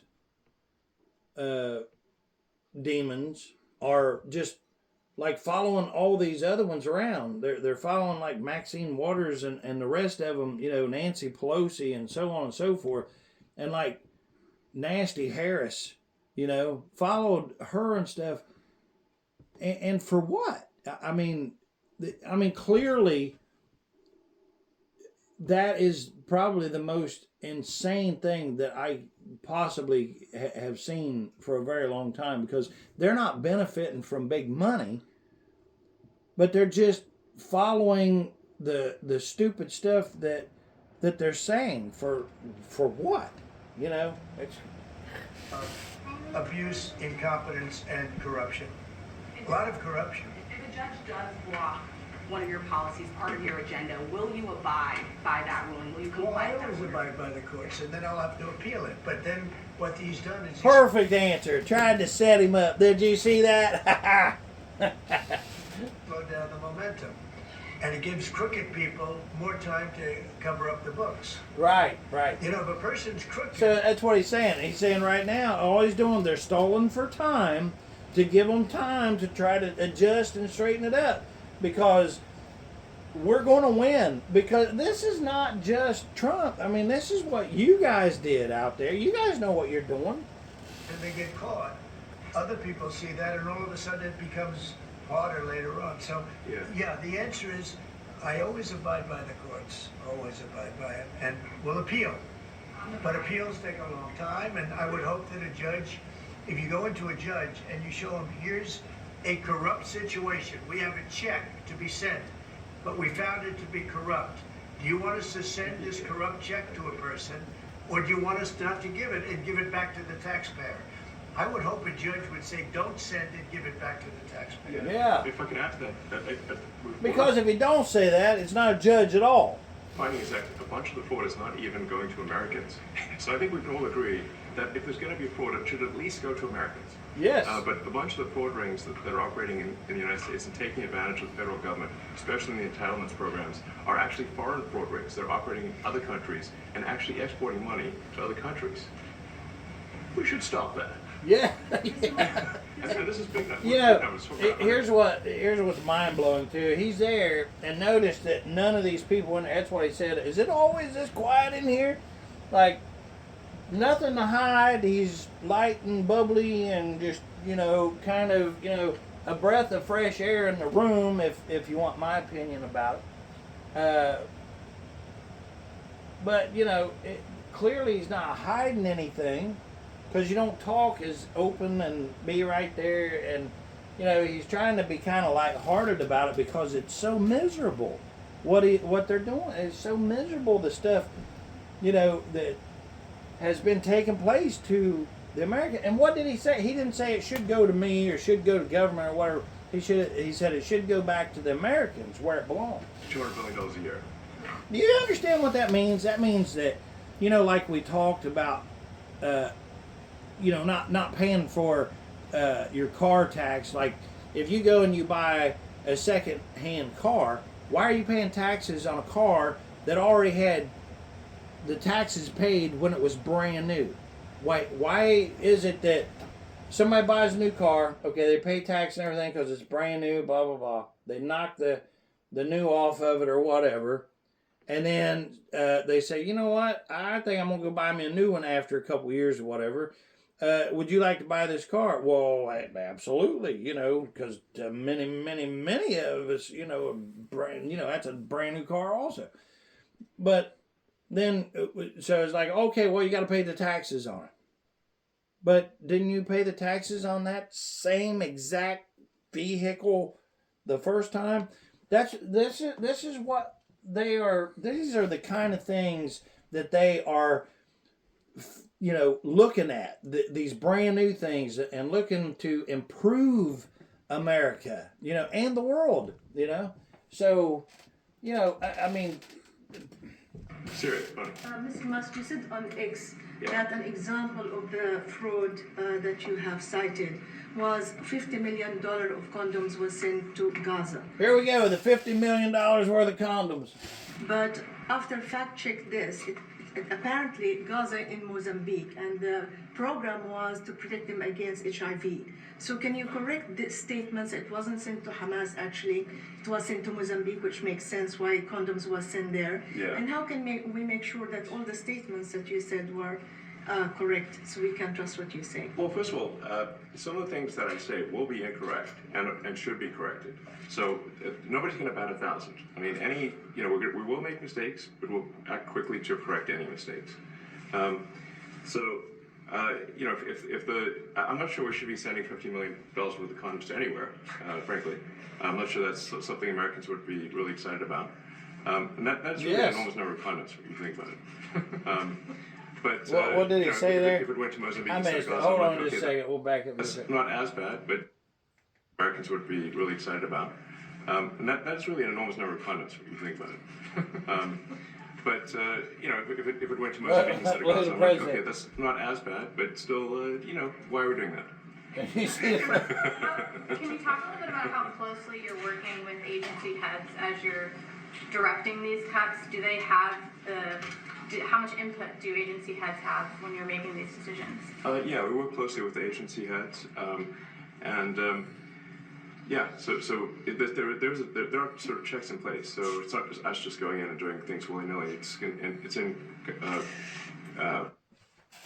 I don't know about, I do too. This is incredible that this man standing in the Oval Office with his son on his shoulders, who's just being a kid. The president is interacting with him from time to time, appropriately so or whatever. But family and getting along and friends and getting along and doing the serious work that's needed to be done. I think this is amazing. Partnership with the agency heads, and I check frequently with the president to make sure that this is what the president wants to have happen. So we talk almost every day, and I double check things to make sure, is this something, Mr. President, do you want us to do this? We'll do it. USAID has been one of your main targets. Are you concerned at all that some of the cuts or that shutting that agency altogether may lead to diseases or other bigger problems starting in other countries that then come to the United States? Yeah, so that's an interesting example. So that's something where we work closely with the State Department and Secretary Rubio. And we have, for example, turned on funding for Ebola prevention and for HIV prevention. You left that, you said? Yes, correct. And we are moving fast, so we will make mistakes, but we'll also fix the mistakes very quickly. Yes, and see, I'm going to tell you something. That right there is incredible. Nobody says, hey, I'm always going to be perfect, because if they're telling you that, you better watch out and get the hell away from them. Why do we put erasers on pencils is because you're going to make mistakes, especially when you're going at breakneck speeds like they're doing. But why are they going so fast? Because there's so much corruption out there. And we have years and years and years to try to make up for in a very short amount of time, because we're not just, a little bit in debt. I mean, think about it. We are like how many lifetimes in debt right now, So, I'm going to tell you something. If that doesn't make you believe in and be thankful for what you have put in place already. I mean, just to hear somebody say, hey, you know what? If we make a mistake, we're going to say, oops, we made a mistake. But you know what? We're going to fix that, I mean, incredible. Great. Amazing. Thank you, Lord. So, do you think that's a worthy cause, USAID? I think that there's some worthy things, but overall, if you say what is the bang for the buck, I would say it was not very good. And there was far too much of what USAID was doing was influencing elections in ways that I think were dubious and do not stand the light of day. I mean, just as a follow-up to the Pentagon contracts, if you have received billions of dollars in contracts from the Pentagon, and the president's directing you to look into the Department of Defense. Is Yes, that which we a definitely need conflict to of do interest? and are going to do at the president's request. Does that present a conflict of interest for you? No, because you'd have to look at the individual contract and say, first of all, I'm not the one, filing the contract. It's people at SpaceX or someone who will be putting for the contract. And I'd like to say, if you see any contract where where it was awarded to SpaceX and it wasn't by far the best value for money for the taxpayer, let me know, because every one of them was. The president said the other day that you might look at treasuries. Could you explain that a little bit? What kind of fraud, and that question goes to both of you, what kind of fraud are you expecting to see or do you see right now in U.S. treasuries? Yeah, I think you mean the Treasury Department as opposed to Treasury bills, or. You also referenced treasuries on Air Force One the other night. Well, as I mentioned earlier, really, the first order of business is to make sure we're actually collecting. Sorry. He's sticking his finger. He's putting his finger. That's awesome. I thought my son might enjoy this, but he's sticking his fingers in my ears and stuff. So it's a bit hard to hear sometimes. Hey, stop that. No, the stuff we're doing with Look, he's got a thumb raised back there. He's like, I'm going to do it. Treasury Department is so basic that you can't believe it doesn't exist already. So exactly. So, for example, like I mentioned, just making sure that when a payment goes out, it has to have a payment categorization code. It's like, what type of payment is this? You can't just leave the field blank. Currently, many payments, the field is left blank. And you have to describe what's the payment for, some basic rationalization. That also is left blank. So this is why the Pentagon, when's the last time the Pentagon passed an audit? I mean, a decade ago, maybe? Ever? Really? And we want to, just in order to actually pass audits, you have to have financial information that allows you to trace the payments. And once in a while, the Treasury has to pause payments if it thinks the payment is going to a fraudulent organization. If a company or an organization is on a do not pay list, we should not pay it. I'm sure you would agree. Like, if it's quite hard to get on that payment, the do not pay list, it means that this is someone that is like dead people, terrorists, known fraudsters, that kind of thing. We should not pay them. But currently, we shouldn't pay dead people. Think about it. We should stop that. Yes, we should. And he's laughing. Hundreds, thousands of transactions like that. We have a big team. And for the sake of the country, I hope that the person that's in charge and the other people that report to me that are in charge are allowed to do the right thing, namely make sure everything's honest, legitimate, and competent. But we're looking at just, when you look at USAID, that's one. We're going to look at the military, we're going to look at education. They're much bigger areas. But the USAID is really corrupt. I'll tell you, it's corrupt. It's incompetent, and it's really corrupt. And I can't imagine a judge saying, well, it may be corrupt, but you don't have the right. You got elected to look over the country and to, as we say, make America great again, but you don't have the right to go and look and see whether or not things are right that they're paying, or that things are honest that they're paying. And nobody can even believe this. Other people, law professors, they've been saying, how can you take that person's right away? You're supposed to be running the country, but we're not allowed to look at who they're paying it to and what they're paying. We have massive amounts of fraud that we caught. I think we probably caught way over a lot of billions of dollars already in, 2 weeks? Yes. And it's going to go to numbers that you're not going to believe. And much, as I said, much is incompetence and much is dishonesty. We have to catch it. And the only way we're going to catch it is to look for it. And if a judge is going to say you're not allowed to look for it, that's pretty sad for our country. I don't understand how it could even work. Absolutely. I'm going to say something right here. Something that should absolutely worry each and every one of us. I know it does me for sure. And I'm sure it does everybody out there.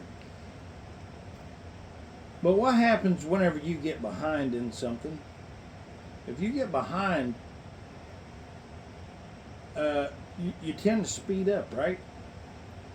Or if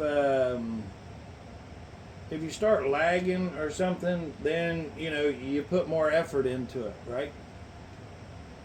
What I'm talking about right there is if you think that the devil is just thinking, oh, I'm just going to go away. Yeah, they found me out. I'm just going to... Nope. Nope. Nope. Because, the Bible tells us that he is the prince and the power of the air. So, do not think for a second that we're all good now, because we're not. And if they're looking for their hold, they're looking for another foothold. Right now they're slipping and stuff.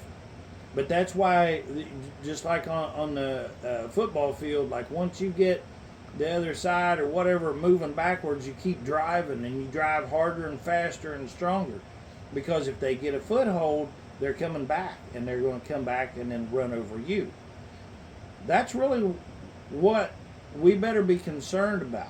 Now, I'm not saying so much that we, stop driving. I'm just saying drive right through them, apply the pressure, and the pressure that I'm talking about is like right now, where there is a guy that said that he would do a job for me if I elected him to do it, and he's not doing that.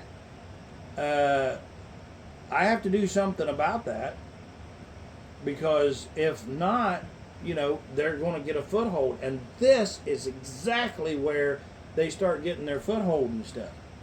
So we're going to have to get this straightened out. We got to get this fixed. So remember, they are looking right now. Gavin Newsom out there, whatever, and then you got all these corrupt people and stuff. They'll try to build up their big player or whatever to come back for the lead over the demon rats or what have you. They're not going away. They're going to stay there, and they're going to keep coming. But that's exactly why I say just steamroll them all. Just run over all of them, and we got to keep our momentum going and not let our guard down, not even for a second right now. So. Can you personally guarantee that Which one? The buyout program, the offer to federal workers, can you personally guarantee that This is the buyout program for all the federal workers who are getting paid. They're not even showing up. They're working from home or whatever. So the president has graciously told them, hey, you know what? Take 8 months layoff pay or severance pay, whatever you want to call it, and be gone, And it's just mind-blowing that we'd even have to do that, but I think that's really gracious of his, Workers who opt in to resign now will be paid through Well, September. they'll get their money, but they're getting a good deal. They're getting a big buyout. Yeah. And what we're trying to do is reduce government. We have too many people. We have office space. It's occupied by 4%. Nobody's showing up to work. 4%. Not to. And then Biden gave them a 5-year pass, some of them, 48,000 of them, gave them a 5-year pass, that for 5 years you don't have to show up to work. And let me tell you, this is largely, much of this stuff is because of Biden. It's his fault. Yeah, and why do you do that? Why do you give people like that we're paying, not them, but that you're paying? Why would you give somebody a 5-year pass? Nah, don't worry about coming in, and then that way, yeah, you just stay away, and we'll do whatever we want to do with this U.S. aid, and we'll give this money here, and we'll take the here. You put $20 million in your bank account. I'll put $20 million in my bank account. And remember, they don't direct deposit this all the time. There's a bunch of laundering and channels and stuff that it goes through before it actually winds up to different places. And it doesn't always go to directly theirs, does it? As we well know with, Hunter Biden and the big guy, right? He allowed this country what he did on our border. What he did on our border is almost not as bad as what he did with all of these contracts that have come out. Yeah, I agree. It's a very sad day when we look at it. I can't even believe it. But many contracts just extend, and they just keep extending, and there was nobody there to correct it. And that cannot be, I can't imagine that could be held up by the court. Any court that would say that the president I or agree. his representatives, like Secretary of the Treasury, Secretary of State, whatever, doesn't have the right to go over their books and make sure everything's honest. I mean, how can you have a country? You can't have anything that way. You can't have a business that way. You can't have a country that way. Hey, thank you very much, everybody. Thank you. Yeah, well, I'm going to tell you something. I think that was absolutely incredible, you know, that they had this meeting and stuff and had Elon there, you know, answering questions and stuff. He had his amazing little son there with him or whatever. I think he was kind of the comic relief there, whatever, sticking his fingers and stuff in Elon's ear. That was pretty cool. Listen, we're going to take a quick little break here, and we'll be right back. All right, I found something here that we're going to close out with, I think, this show here. But, you know, they spent $59 million on the Grand Hyatt hotels or whatever for these aliens to alienate, not alienate, but occupy. And this is where they were staying here or whatever. But let's listen to this here, and then we'll jump over here. Look here. We have a case in New York where a hotel has paid $59 million. $59 million because it's housing migrants, illegal migrants. All illegal, I believe. And they were being paid twice the normal room rate at 100% occupancy. Unbelievable. Remember we watched this? You hear that? $59 million for illegal immigrants in downtown New York. In fact, take a look at the hotel that they all got to stay at. These illegal immigrants were probably living better lives than any one of us. 5-star hotel, catered food, they got the entire works. And just like Elon Musk said, this was a complete and total racket. FEMA was paying 2 times the normal rate for hotel rooms at this hotel. So at a hotel like this, we're talking thousands of dollars per night per person, and the hotel was claiming a 100% occupancy rate.